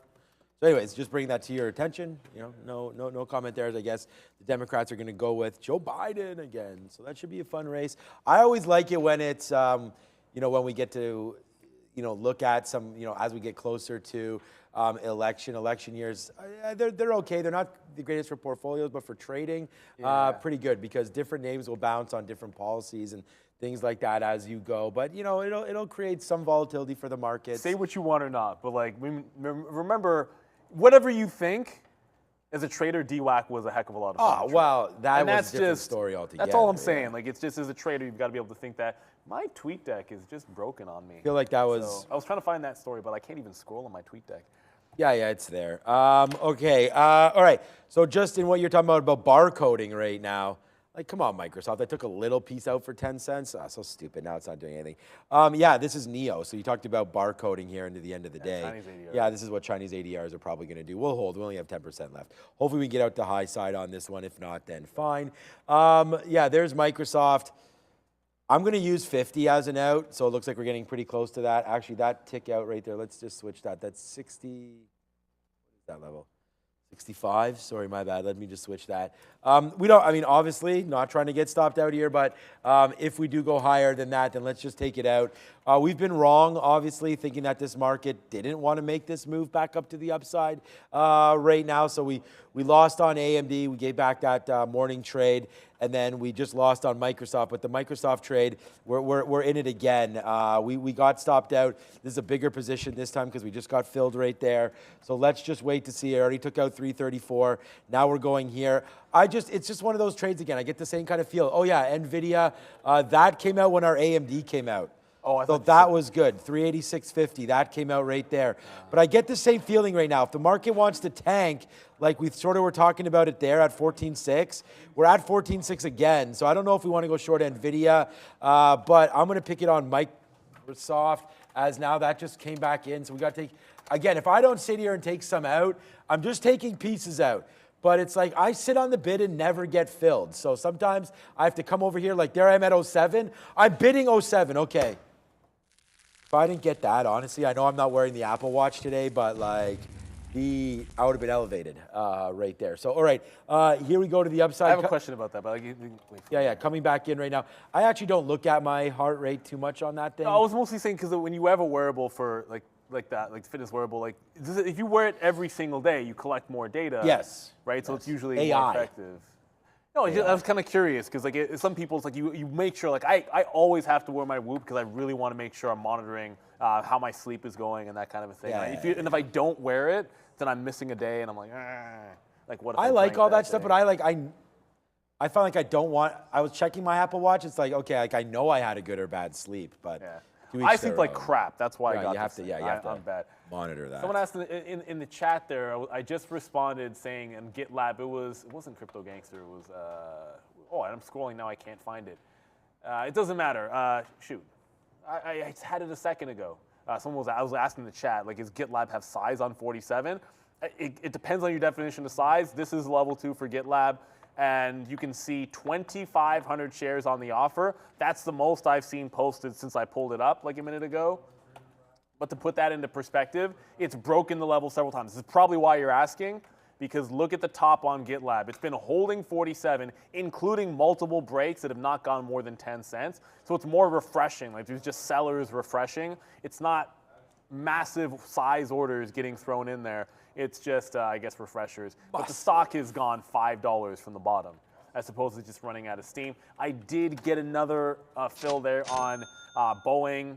A bid stepped in at 206.5. I was close enough to VWAP. I said, okay, well, if I was looking for a long, one of the things I'd look for is a wick underneath a level like that, holding above VWAP, and then try to get into the long. So I think that's a reasonable place to take some out short. If it breaks down, I want to get out in front of 205. At this point, I should just give it to the high of the day and hold for the push to the downside. And I think we'll just go rinse and repeating on Google. If we consolidate this last pullback and hold, 127.85 or so, just try to get the longs on the next consolidation up. I don't know if it goes sideways for a half an hour and then goes to the upside. If it does that, that'll really suck because there's only 45 minutes left in the day. But I want to reload after it shows me the bid a little bit. What happened to Meta? Meta's been trending down. I don't know if there's a story to it other than it failed yesterday's high. So it failed yesterday's high. I got out at VWAP because I often do that. When a stock is really strong, I tend to not really think that you're retracing all the way. I usually tend to think the trend will hold. If I go counter trend, want to make sure I take my profit in case it holds the trend and goes higher. So I got out of Meta. It just pushed back down to the low. 72 is not looking that bad as a support level, but it's so weak relative to the rest of the market. Like you saw what Google's doing, you see what Tesla's doing. I mean, Apple. Short Meta or you're out? No, I'm out. You're out. I mean, Apple's holding, looking like it wants to go higher. Like, I don't know that I like Meta. It's holding support, but I don't know that I like it as something that's holding that bottom like that. It's just so much weaker under VWAP than everything else. So I'd stay away from it. Hisham asking about CVNA, fade today or tomorrow. What is the price of that? Carvana, I've been still at 15. 15 still? Yeah, I don't know. The short for this has been at $17, or at least above 16. Above 16 into 17 is where you go short. Had been going short, and look at this. Since it broke up, oh wow, that's a nice looking chart. Look where the support came in. So the last time it failed off 17, 14.5 was about where the bid hung up there. It's been holding that range. So that's probably trying to break out. I wouldn't be shorting this until it gets above 16, because on the daily chart, the story has been short 17. It's above the 50. It's above the 200 period as well. Heck, Carvana's getting bullish. Maybe it's just more of a 70. No, I mean, all kidding aside, when you break both major moving averages, that's kind of a bullish trend on the stock to the upside, and it's going to hold above and consolidate higher. So consolidate higher above both moving averages, and then break out the top with, I'm going to say, 38% short interest. Not even close. I just threw that out. No. That's a great guess. I had no idea the short number. I was going to get you to guess. I wasn't even close. No, I wouldn't have been close. I had it up before you even mentioned 57%. I was going to bring that up, but you mentioned it. Like I had. Maybe just break out long at 17. Maybe I don't know. Like, yeah, it's right here. There it is. 57% right short. Yeah, and that just broke the 200 period moving average. And that was nowhere near what I thought, man. I think you had a pretty good guess. I probably would have guessed. Yeah, I probably would have guessed in the 30s. I think we were probably both aligned on that one there. But yeah, Carvana. I was actually looking. I don't remember the last time they reported, but there it is right there, August 3rd, coming up their next earnings date. So that's still a while away. So they were early on in the earnings cycle for sure. Guess who reports tomorrow? Did we do an earnings? Where is our boy Michel Hebert? He's been talking on the chat. He's been talking about GameStop going into tomorrow. Earnings every single day, and I know he's. We didn't have an earnings board today, did we? We did not. We did not have an earnings board. I want to say tomorrow after market. I could be wrong about that. Again, it's not a stock I really follow. Oh, why would you say it? I mean, it must be this week. No, it is this week because he brought it up that it was this week. He sent us a super chat about it. But it's been gliding to the upside. It's tomorrow. It's June 7th. Yeah. So June 7th, aftermarket. Sometimes it's not a stock we usually look at, so that's why I wouldn't know it offhand. Like, we'll know when Apple's. No. Someone asked us about it. That's when you said tomorrow. It was Michel Hebert. Okay, good. Yeah, it was June 7th. So June 7th tomorrow. And again, short float on that, I think, is pretty reasonable. 22%. Yeah, the squeeze stocks are different now. I'll talk about GameStop, but Carvana is the squeeze stock now. I mean, forget about GameStop. I don't want to say forget about GameStop, but it's hold on a second. Before we go to Brendan, just what is AMC shortable? 17. 21. Oh, yeah, so 20, I 21. made that up. Right there. All right. What's up, Brendan? Like that, Brad? Issuing a statement here, guys, on this Boeing news. So FAA saying that it's validated Boeing's assessment. There's no immediate safety issue for 787 aircraft already in service. So remember, this story was about the to-be processed planes. I've seen there was a sports talk football. So the FAA went long, I guess, at $200. By the way, I just got out of Boeing. Like as if that's something. There's a sports talk football thing. It was way back in Sega Genesis. I think it was 93. Joe Montana sports talk football. When you got a breakaway, there's a button that you could hit where it's like, I'm gone. That's what I want. I'm out of the trade. I'm gone. But I want that sound if I can even find it. I don't know where the hell my Sega Genesis is. I loved that game. Another one. I would play. Another one. Man, I was going run and shoot with the Houston Oilers.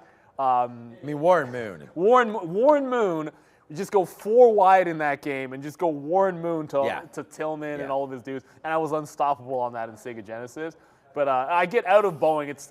I don't want to mess with this, man. It just bounced off 200. It cannot break VWAP here. That news gets confirmed. I'll just get out of Dodge. I was probably a little bit early getting into it in front of 208 at 207 change.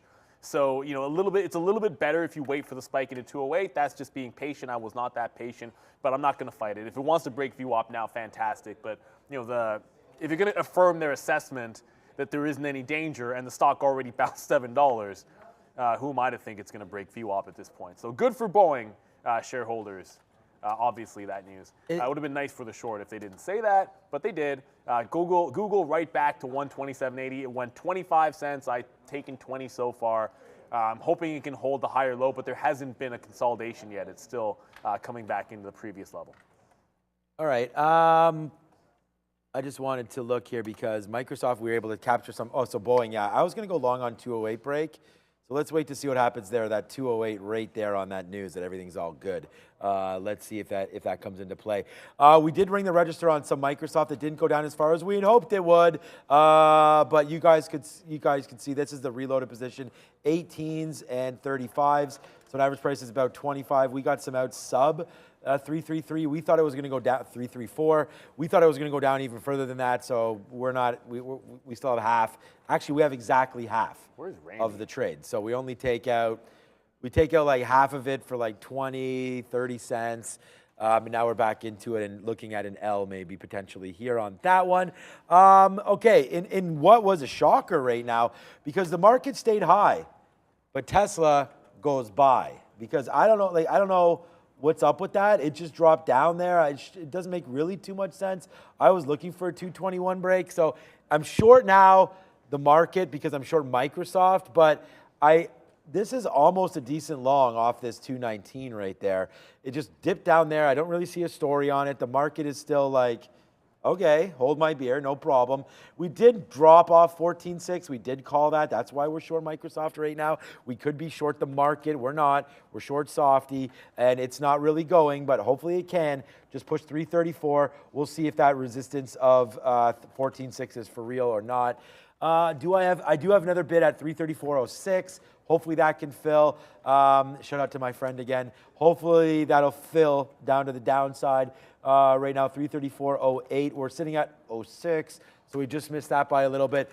And again, you know, we're trading firm capital here with Day Trade the World, so this is not like, you know, we have 100 shares and we're just trying to like get out and get back in and things like that. You know, you have the ability to, like I was just mentioning, pay very, very little fees here to trade. So to scalp back and forth does make sense. And we also are unable to hold it overnight. So if there are any stock positions here, this has nothing. Unless it halts. Right, yeah, there are rules where if the stock halts, I'm hoping Microsoft doesn't halt, because if it does, it's probably an upside move. But, you know, if there is a halt, there's only one reason you can't get out if there's a halt. Will halt, and I think that's but even then it wouldn't halt if the ATVI. I don't even think it would halt. It would. Oh, but that would be news pending, and that would be news pending, and it would be ATVI that would halt. We could probably get out of some Softy. I don't know if it would ever. I don't know if Softy would halt, but ATVI probably. ATVI could. I only say that because see that halting. The only time I've been actually, it's not true. I was caught twice in 20 years. I've been caught overnight in a halted stock. You do not, Janesh. Both times it involved a deal being done, and the last time was Save. There was Southwest Airlines. That deal got announced, and they opened the stock, and then decided, no, we're just going to halt it until the news disseminates, even though the news was already out. And so anybody that traded it in like the 10-minute window that it was open near the close got essentially screwed, which I thought was not cool, but it doesn't really matter. It wasn't that bad, and all said. Upstart's retaking the high of the day. I just had to pay for locates, but it was 1/4 cent per share. So here at Day Trade the World, most stocks are easy to borrow. What are you doing, Upstart? Upstart, it's just making a run at the high, and it's getting really toppy. Like it broke 30, it's been trending to the upside. It just showed one kind of pull back in there, and as you see it getting a little bit closer to these highs on the daily, yesterday that's 31.60 and then 32. Like it's in that range where I'm just looking for the risk to reward pullback on Upstart. So now that it's through 31, again, 1/4 cent per share is not a lot. It's essentially free for us. Had that been 30 cents, 40 cents, no chance. I don't think that's worth it to pay at 323 because you probably get one crack at it. Whereas if you pay for locates in the morning, if 10 trades set up, you take 10 trades. If 5 trades set up, you take 5 trades. I think there's going to be one trade very likely as it's approaching this high in Upstart. So I'm just going to get that one out there. Google is not cooperating by showing a bid despite the fact the NASDAQ seemingly holding up. It's still sliding to the downside. So if it cannot hold the 20 cents underneath the 80 long that I have to give it up. Pretty disappointing when the NASDAQ goes green, holds above the breakout, and what was one of the stronger stocks out in the market there for most of the day, Alphabet decides it wants to slow down. I'm looking for a bounce first before I reload. It might consolidate here. If it can do any kind of a bounce, I'll take a shot at it to reload back into it. But if it's just going to slide down, I'll just get stopped out for the 20-cent hit. All right. Yeah, we're in 30-cent winner-ish now on Microsoft, but again, it's been kind of a snooze fest here. We just get some out again. We got some out again sub 334, but we did get our 334.06 there. But it's not, honestly, man. I mean, unless this market breaks, we're in trouble on this one. Not trouble, but I just don't know if it's going. We did lower our shares on Tesla, so if that does break through 221, we do still want that trade, but the way it just fell off right there, I don't know. I don't know why that got weak there, but there's 221. Still like it, but would prefer the market just to straight up tank because we are short. What else can we trade here? Let's have a look at the big boy here, Netflix. I mean, there's lots of big boys in this market, but let's just have a quick look at Netflix and see what exactly this one wants to do. Yeah. Is that the daily? No, that's not. This is the daily rate here. Yeah, we've been up to 4 bills. I just sold some like at 330 or something. I should, my first in on Netflix, and look, I have a lot of bad ins on a lot of stocks, but I bought the bottom of one. I'm in here 174. So my average price is 177 or something like that down there. So anyways, we did get something out on one of the first initial bumps in and around here, but let's just wait to see. We should probably be getting some out. That top is 420 as if Netflix and chill, but that looks like that is the top right there. So we're going to see if Netflix comes back in. This would be more of a key level there back in April before, the inevitable quadunk to the downside. We're going to look at this right there. That is, we've just bounced. Wow, that's a great level, 395. We'll have to watch out for that tomorrow or whenever that comes into play next. 395 there on Netflix, looking pretty good for a trade. But for the daily, you're just bouncing off 4 bills right now. So I'd say that's right at VWAP again with support, like resistance support. So yeah, that could be a trade. Netflix 4 bills. Let's look at that. I'm right now. There we go. Microsoft is pulling. Let's just put another bid. Okay, we put a bid at 89.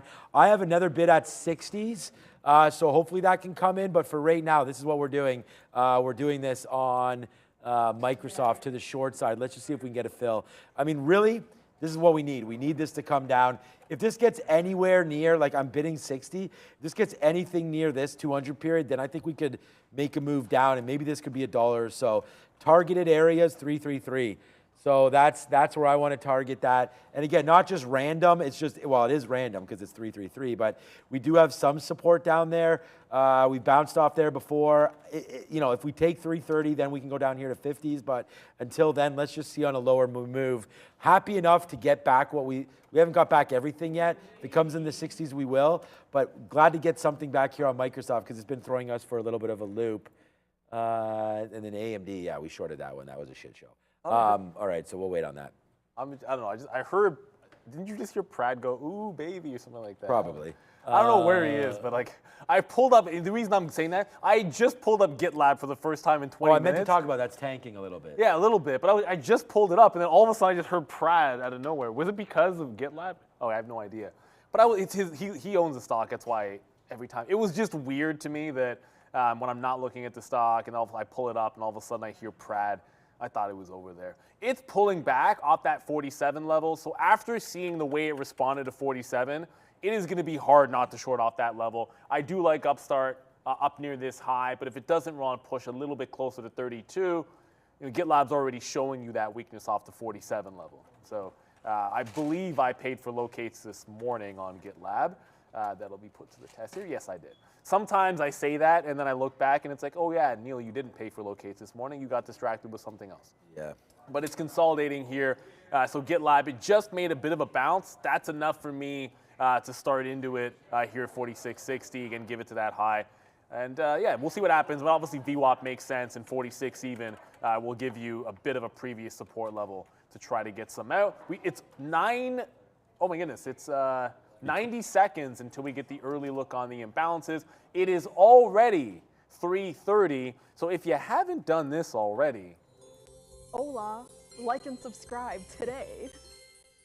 What's our like count? do it for Katrine. I'm guessing it's always 600 by the time we. 579. But also, do it for Frank Caberna. We have fantastic guest on giving you that macro look. He's always great. He gives you a different flavor. We're day trading, so a lot of times we're not going to be focused on what treasuries or inflation are doing outside of when we give that macro view in the morning. So shout out that one. Show that appreciation, of course, pay it forward. We're out here for free, whether the market moves or not. When it's open, we're going to take some trades and just show you our ideas and what we think of the market at this particular time. Of course, I am going to hope that simultaneously GitLab and Intel, well, Intel baby position that we're mostly out of it, can manage to head to the downside off resistance, but that we can catch a bounce on Google. The good news is Google's been relatively strong. And I think GitLab's so far to the upside at this point, trading on its own for earnings, that it should be reacting to this resistance more than anything else there.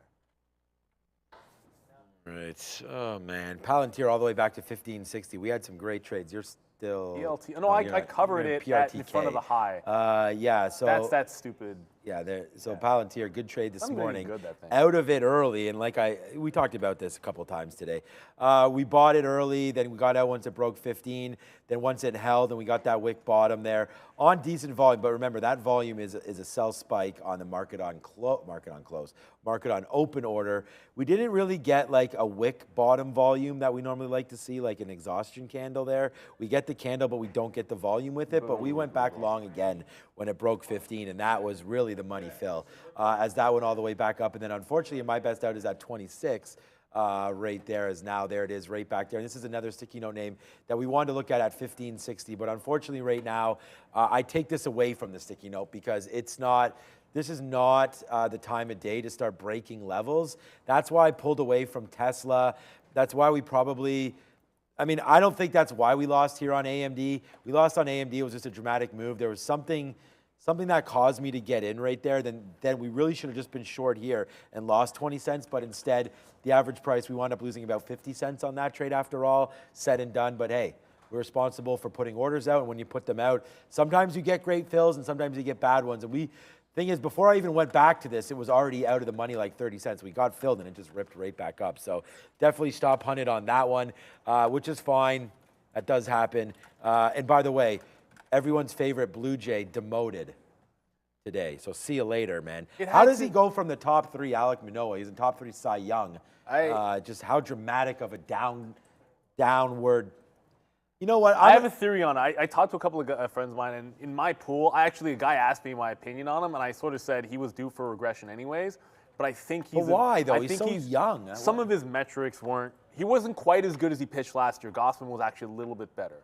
And on top of that, I think he's a bit of a casualty to the pitch clock. You think so? I don't know. I heard that he hasn't had too many issues with that. His pace was pretty slow normally, and if you look at it, his command isn't really there. I think this is a good thing for him. He's way too talented. I think he'll bust his butt and come back. Roy Halladay, who rest in peace, was an absolute legend. That dude got demoted to A-ball. He made it to the major leagues, went down to A-ball, came back, and went from like one of the worst seasons in the history of the game. He had like a 9.60 ERA, and came back as like a Cy Young winner. He threw a no-hitter in the playoffs for Philly. The guy was an absolute stud. But you know what? He went back and honed his craft. Alek Manoah's going to do exactly the same thing. I think he's going to be fine in the long term. The kid just has to figure it out. And I was pissed off. Now I'm going to rant about it. I was pissed off that he got booed in the first inning. I understand you pay money and you want to boo people, but this guy puts his heart in his sleeve, goes out there. Like he's ready to throw down versus the Yankees and Garrett Cole and talk trash and all that. He's a Blue Jay through and through, despite the fact he's not Torontonian or anything like that. And he comes out there as a kid, almost winning a Cy Young last year, and then he has a rough patch when he's 24 years old, and he gets booed off the mound. Okay, I like the passion though, man. The Yankees booed Judge. I know. Look, I don't mind passion. I'm just like there's situations where it is about that. I just don't like it when it's like the kid. when it's like that overpaid dude making $150 million and grounding out every two at bats or striking out like Javier Baez, if you want to boo him, fine. But this kid's coming off a heck of a year, and he's basically had a cup of coffee in the league. And you can tell I'm a bit of a Blue Jays fan. I love Alek Manoah. I think that guy's going to be just fine. He could be just fine for sure, but that's why I brought that story to everybody. Just hit on the wire there. I feel bad. I was talking with my mom, and she was like, can't believe this guy is such a bum this year. And I'm like, I know, it's brutal. But it's like every person the Jays give the rock to start opening day has been a disaster the last couple of years, man. Jinx. So we'll wait on him. Although Barrios is turning it around, which is nice. Okay, yeah, let's, Disney bouncing back up through 92 again here. Just a little bit, 91.90 coming through. Yeah, not much happening, but I did see some talk there. People mentioning that Microsoft is moving according to plan. That's right. Right now, Microsoft is coming back in, and we do have a 50-cent winner on it right now, and we still do have half of this position. So although we've been getting some out, you're seeing me getting some out right now. We're trying to be more patient. We said if this market would fall, this is the name that we want. It's not falling that much, but it is trying to go back to the downside right now. So that is Microsoft. It's in the money. Let's see what we can do on this. This is the first trades we've had. We left it alone all day. So we are red on the stock right now because we did go that way. And then there it is, just bouncing right back up again. So too bad. We have VWAP right there at 70, but these fills are good, man. That's an 89 and then an 86. So, you know, we got some good fills. We're short 34, 86, so 50 cents. So that was a 50-cent fill right there. Let's see if we can get it going again.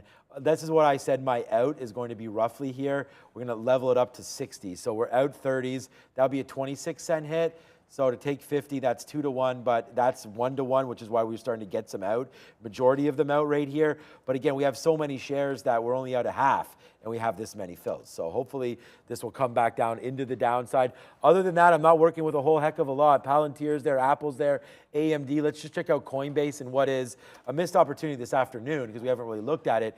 Coinbase still, no, NVIDIA my number one stock, but now we are following that up with Coinbase so NVIDIA the number one stock for me today, Coinbase number two, and you're like, well, you know, I haven't traded that in a while, and the only time you saw me trade it, we got hit.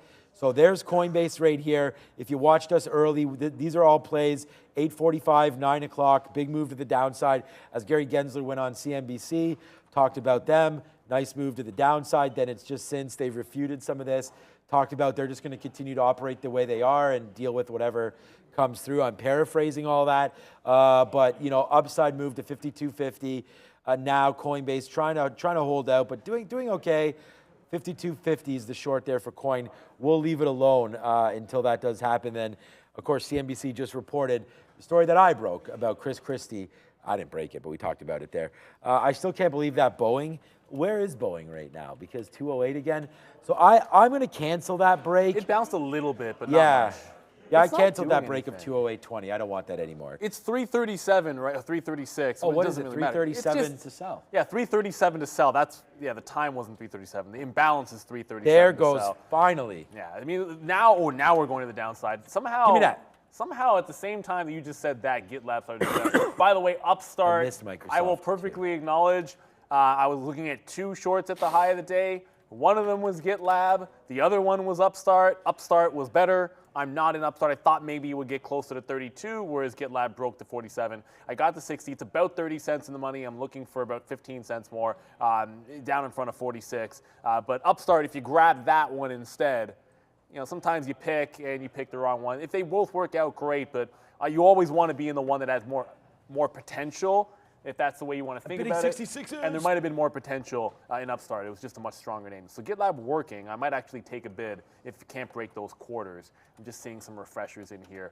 I might do that. I'm just seeing some stacked orders that are sitting at the 20, 15s, and 10s. So I'm just going to get out in front of them in 20s instead of holding out for the teens. So first leg out there in GitLab. If you took Upstart, congratulations. That was pretty good, too. Also, if you took Microsoft, then you've got yourself another one.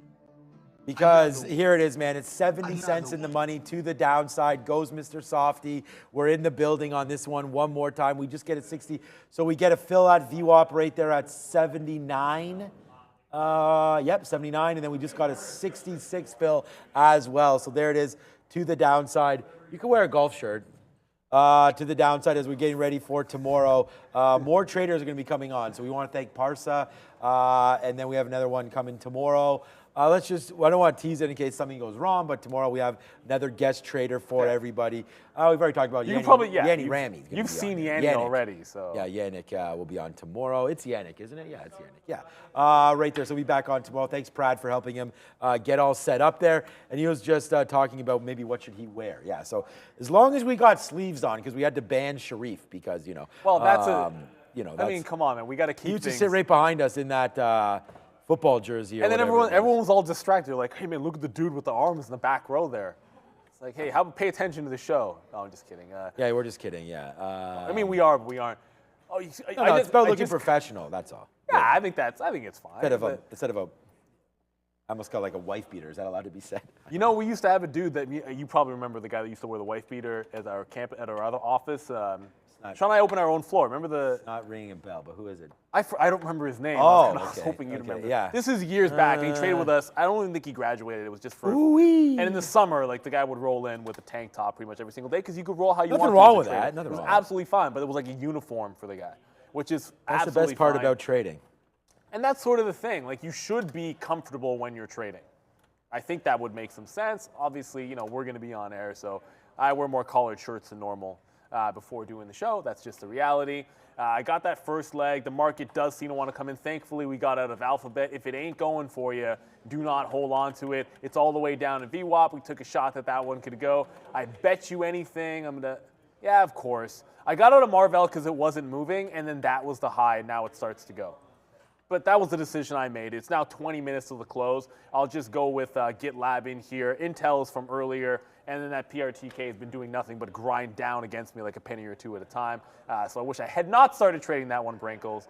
That's only going sideways. So if it ticks up 2 cents, I'll actually be happy about that. It didn't completely waste my time. Tesla's still rolling down. Man, I really thought this was going to break out today. I guess tomorrow. Tomorrow, Tesla. Never. What, no? You don't think so? Double top, Tesla, 2 days in a row now, 221. Yeah, 220, yeah. It could be. I'm pretty bullish on Tesla, but I mean, that's that double top. I mean, triple top. I mean, it's looped around right to 220. So, yeah, we definitely like that level. That's why I wanted to go long on the break. But 7 green days in a row. Yeah, 221 was the break long for me. But hey, man, no Tesla, no cry right now because we've got a banger on right now with Microsoft as that continues to make the move to the downside. We just got a 50 fill or a 46 fill, something like that, down there to the downside. So now let's wait to see. Ooh, it's just bumping back up. So there you go. Don't count your chickens before they hatch. But we are now out of 60%, only holding 40% left. We got some more out right there on that move down. First out was 66s. We talked about that. Then we just grabbed, actually, no, that wasn't 48. That was 54 right there. The bottom was 39er. Okay, now you're making a move back up here, though, in this. I'm going to put another shot at 40. Again, maybe we get that whoosh down on that. What's AMD doing? They finally pulled back a little bit, but off 124. That's not really a spot that I would look at. And then, of course, in the barcode trade of the day here, NEO. I'm just going to put a stop in case we break this barcode right there, 778. So, again, let me just make sure I don't have any other stops on NEO. I do. Okay, so you want to talk about a trade? My stop rate here was 740. It's still in. My stop rate here is 740. So that's 5 cents worth of risk, right? That's where we started getting out right there. Look, 750, that's 5 cents. Then that is 10 cents. That's 2 to 1. That's 3 to 1. That's 4 to 1. That's 5 to 1. That's it. So 5 to 1 right now. So again, 5 cents worth of risk. Now in the money, 40. So 8 to 1 up here, but we don't have, anyways, most of the outs are right here at 56s. I feel like there was some sort of a line there. I don't know why we would have got out right there, but I know why we got out here at 60 ahead of that number. Then into the pre-market high right there. Then we just let it go. So there it is, NEO. Nice trade. 7-8 to 1, but we only have 10% left. So I'm going to put a stop order in right now. In order to do that, you got to cancel your past stop. So I just go like this. Watch. Stop order. Put in the price. This is that trigger that we're talking about. 25, 50, 75. Sometimes it works. Sometimes it doesn't. 778. You break it. Let's get out of 100% of what we have left. We push enter. We sit back, relax, sip some cognac, and wash that money through the laundromat. So hopefully this can come back down in. May average back into Microsoft, but for right now, we've already taken it out. We'll wait for this 334.20 level to get more shares on Microsoft. In fact, touch mine, and I react like a Rottweiler. Rottweiler, That's yeah. that's my favorite line in that. I like that. React like a Rottweiler. Yeah, man. I'm out of Intel. By the way, I'm now out of Intel. Only GitLab. Intel just cannot break VWAP today, and that's not like an afternoon thing. This has been all day long. All day you've been holding this line on Intel, and yeah, I did short it multiple times. I told you guys, without it breaking 3080, there was no chance I was going to get it all back because I was short 3 times, first level, second level, third level. So it really needed to break down for it to work for me. Just way too much strength off of VWAP every time it would get down there. So I'll take the L on Intel. The only reason Coinbase is worse than Intel is because of the keystroke that I made into a long position that, oddly enough, if I had held it, and that's the irony, if I had held by accident, I was going to go to GitLab, but I can show you a coin. If I'd actually held a bad long, and I was not trying to go long up here, I ended up just punching out instantly. It won't look like any kind of a move, but as I said, I keystroked into more shares than I should have had it at that moment, and I just had to get it out right away. If you zoom, I wasn't live at the time. I think Sean was talking, so you probably didn't even notice that it happened until I was already out. And it ends up holding 50 even and going higher. So if I do that thing where you're like, whatever, I just happen to be in this position, let's see if it can work for me, it would have been a monster. However, you should never, ever do that. Never.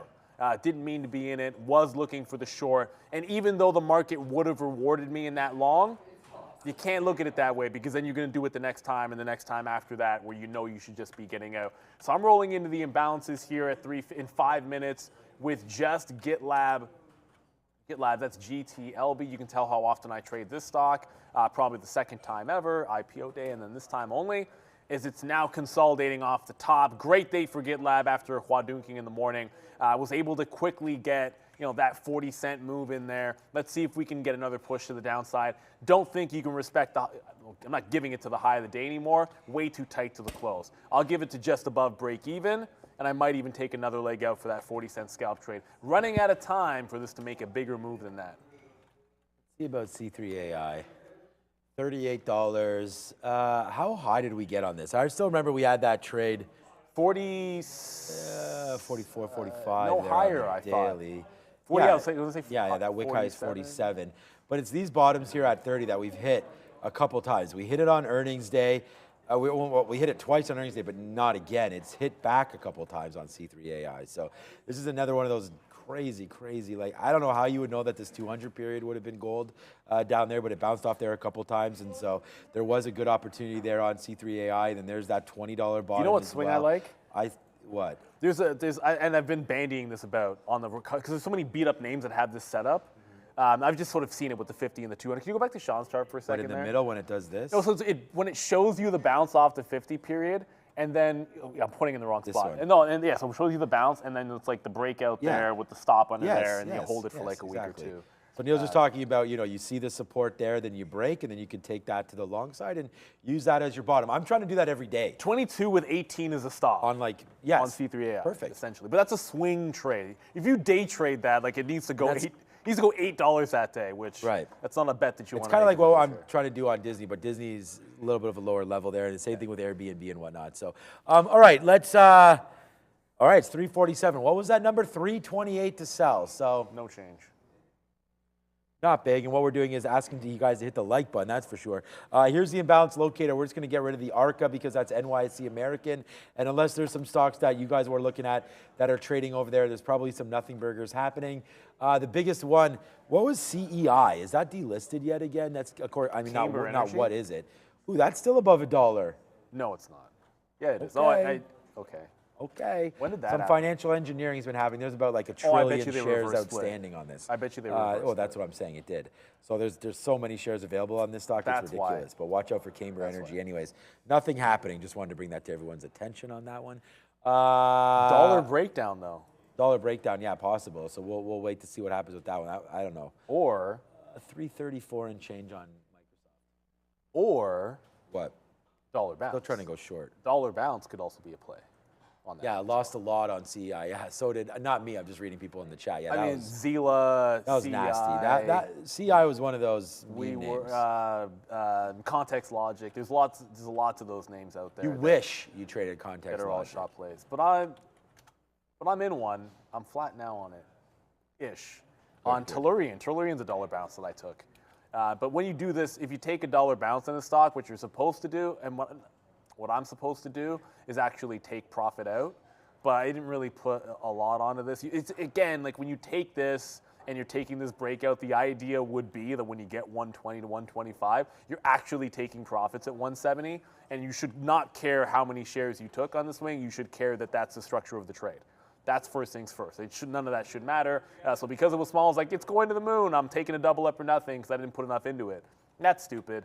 You should just take the 30, 40 cents and run, and then the rest is house money. And now I'm just sort of sitting in it, holding support while doing absolutely nothing. That's a lesson that everybody should always learn. Like, you should trade the trade, not your P&L on that trade, whether it's a swing or not. But I did just get into tell off a break like that recently. Do we see... I'm just looking at the chat here. Oh, we have less than 30 seconds to the imbalances. We'll get to that. I do need to get more out of GitLab here because it is no longer flushing. If anything, it's starting to, it just made a bit of a bounce. So this next little push down, I'll try to take advantage of that, get on the bid in the 30s because we've got 10 minutes to go before the end of the day, which means we got to get out of these positions, any that we still have on. I know you're holding Neo from earlier, but you know, just Microsoft, GitLab. I could see GitLab maybe even having a bit of an imbalance on a day where it had earnings. That's worthy of getting some out here. All right. Okay, I was just looking here about Bitcoins versus Coinbase IPOs and stuff like that. All right.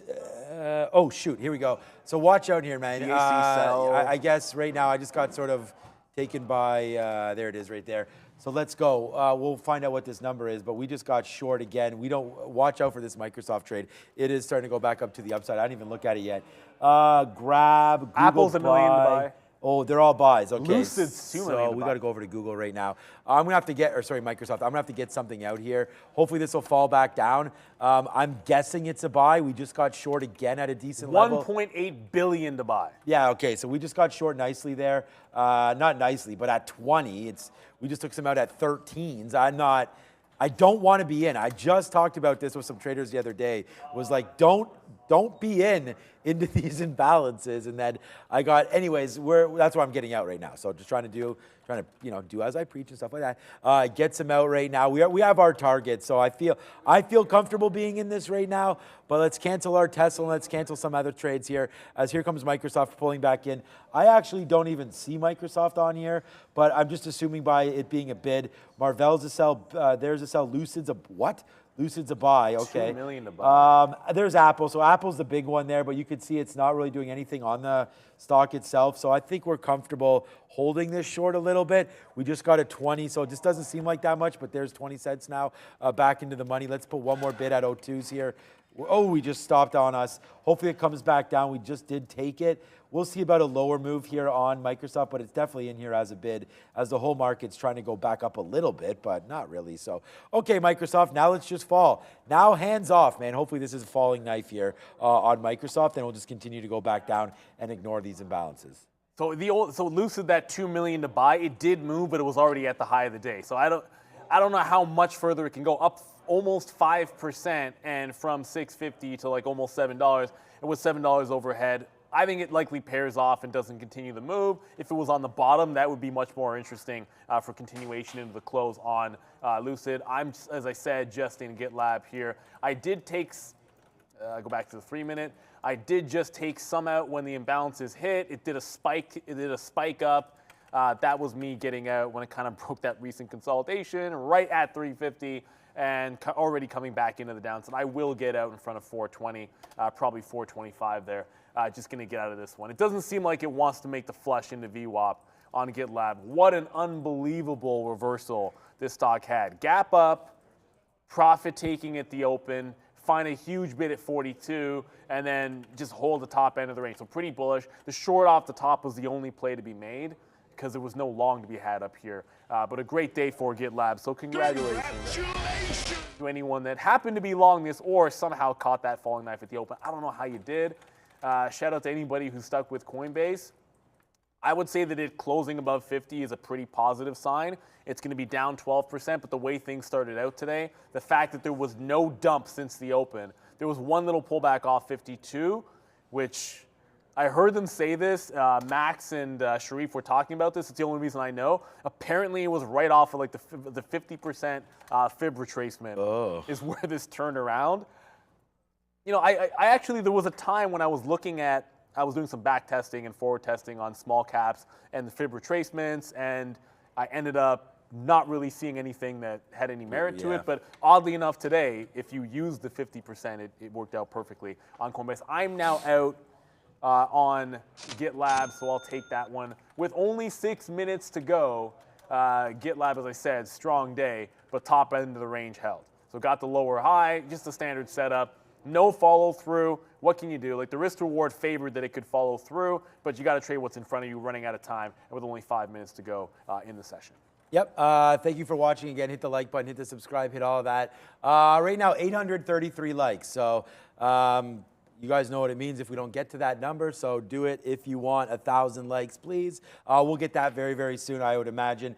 Good trade there on Microsoft. We just got a bid at 85, believe it or not, as that made some moves. There's some very violent moves here at the end of the day, especially due to these imbalances. So we only have, well, we have 40% left of this trade.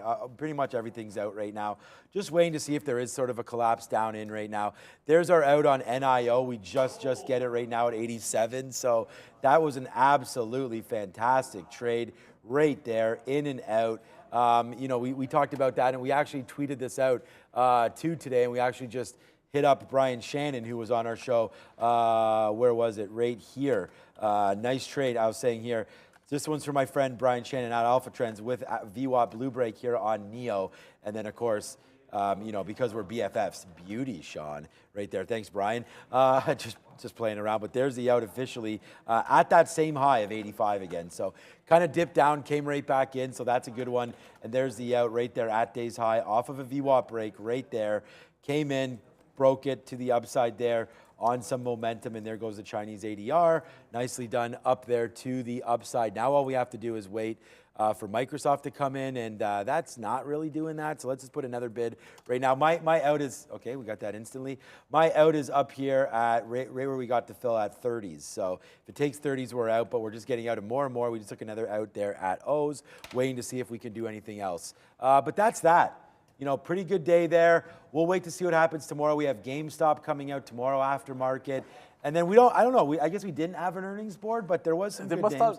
What was the one name that we were like, oh my God, what is that? Was there?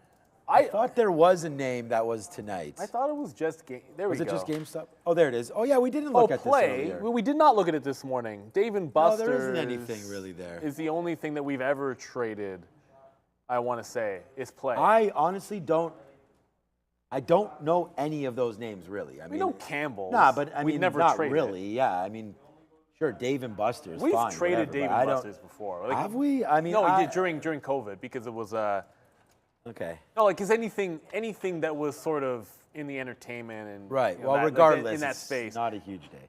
I thought there was another name, man, that we missed. I guess not. We GameStop this week for sure. Yeah, Dave and Buster's is not. It doesn't even move anymore. GameStop. Yeah, that's a boring stock. I just pull up the daily chart. Nothing much to see there. Did Tesla just break 221? Don't say it did. Yes. Too bad, too late. But that was a trade there yeah, we wanted that trade. So I canceled it. It always happens, man. There's 50 cents free money right there. About as easy as you can get on that. And then it'll gap to 225 That's too tomorrow. bad. Oh, yeah. This stock is gone for a while now. We talked about this one doing exactly this. There's this is where everyone should be long right here. 175. It just broke it. It's that whole sort of break the 50 period against the bottom. You know, $20, $30 worth of risk, and now you're in the money, $50. So good risk, needless to say on that one. I don't know if it's a good risk or not, but good play if you had it. And if you like it, you are looping up to that level right there again that we've already taken it out. So that was that smiley face completion right there to 220 and back. So congratulations anybody that has Tesla long. I mean, I'm long the name. I mean, I think most of us are probably long the name, but this is like 8 straight up days on Tesla and continuing to go. I know AI who's is all long. the rage, man.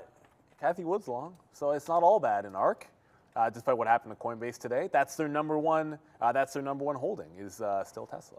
Yep. So it was a buy imbalance. Was not early. Obviously paired off there. I'm going to make the assumption. Yes, it did. Not much left. When the imbalance is updated, nothing over a million except for GEHC. That doesn't really matter. So everything paired off, including Lucid. So no real continuation. Lucid, it was at the high of the day anyways. But that $2 million share imbalance is now dead. It's Tesla that makes the big breakout. The NASDAQ is bouncing. I don't know that it's ripping. I just saw in the chat someone saying the NASDAQ was ripping. It is kind of. It's going back up. And we're back to green on the NASDAQ. That's definitely a good sign. Obviously, with 1 minute to go, won't be putting anything new on at this moment. But you like to see us end. Ending green on a sideways day is an accumulation day for the market. Like a consolidation or accumulation in an upward trend is never really a bad thing, especially if you close near the high. I think that's a pretty strong move for the overall market. No earnings to worry about here. We have Apple, which is already... Apple has resisted the sell-off for one day. That's another positive sign out there. Less than 1 minute to go. We did get there, so Katrine will be on the bell. Ooh la la. I only said it that way and turned around. Just a reminder. Yeah, it was 40 seconds ago. It's been a fun one to be sure. Lots of opportunities here. Frustrated with that Tesla would make the break at a time that I'm not really ever taking a breakout trade at that time, like that late in the session. It's about how much time it has for you to work. Yes. Like you're basically getting out right away out of a trade like that because you've got minutes for it to go as opposed to the entire day. So Katrine is on the bell, and we'll get the countdown on time this time. What has been I mean, we made more money on Microsoft day. than Tesla went anyways, but still a good day. Here we go. 6, 5, 4, 3, 2, 1. And that is all she wrote. Casino closed. Yeah, right there. Casino is now closed, which is bad. I always like this casino being open right there. We get a nice fill at the end of the day. And like I said about Tesla there, we just made short 22s. Our last piece there, out 65 on Microsoft to end the day on that trade. So that was another good banger there to end. We talked about Microsoft falling down. Hopefully you guys had that trade with us. It was a great one to end the day on Microsoft. But let's go over and figure out how the day finished up there. NEO was a good trade. Microsoft, Tesla break as well. GitLab. Oh, no, we didn't. GitLab at the end of the day as well. So, all right, let's go over and talk to our friend Brendan on the broader markets. Just double checking here to make sure I was correct, but yeah, we didn't quite get there. Almost, so close. Negative 0.02 when all is said and done for the NASDAQ. Dead flat, meanwhile, for the Dow, the S&P 0.2 to the upside. Monster move. We just took back 27,000 for BTC. So huge reversal on the daily chart after what happened yesterday. 4.8 as well for Ethereum. Nice day for cryptos. It's actually saying something that there was no, like it was a pretty good hold on actual crypto. Yeah. I'm not talking Coinbase. Coinbase made a good hold at the low, but that's down 12%. You really didn't break down that much at all and were able to hold. So this is maybe a good sign. You like to think that that can be the kind of maybe jumpstart for something because it's been going sideways for all Bitcoin, that 27,000 area. You haven't had too much juice past it. I'd like to see it break higher, obviously for some selfish reasons. And Coinbase, I promise you Coinbase won't just sit and barcode for $1 tomorrow like it did this afternoon. There's no chance that happens. Way too much volatility potential for that one. I wouldn't rule out that it could roll over again tomorrow. We'll see. Yeah, I still want to be short. I don't really want to be long that name, but it is a great take on Bitcoin up to 27,000. We'll watch out for Grayscale Bitcoin tomorrow, GBTC. Shout out to John Riz. Shout out to everybody there that's in the chat. Again, thank you so much for coming through today. It was a big day. I want to thank, obviously, Max for the midday show. I want to thank Bears vs. Bulls. I want to thank everybody today, Fabian, Alfredo, Prad, everybody that's been helping on the board again. Shout out to Kat in the back for ringing that bell, both open and close, and for all the hard work she's putting in as well. And of course, thank you to all of our viewers out there. Brendan, anything on your mind right now? Or If VRXT and an offering interests you, otherwise no. No, okay, so no, it doesn't offer interest me. VRXT, always offerings on these stocks for sure. So, all right, it's 4:03, man. It's Tuesday. Tomorrow's hump day, so we'll be back not too many earnings. We'll watch GitLab, we'll watch Coinbase, lots of stuff. Tesla's just going nuts. I feel like that's another long. Neil will be on Dave and Buster's tomorrow, so we'll watch out for that. But hey, for everybody, thanks again for watching, because we can't have the show without them, right? So for Neil, Brendan, I'm Sean, and we're the Trader TV Live team, along with everybody else we thanked before as well. So have a great evening, and we'll see everybody tomorrow. Ciao.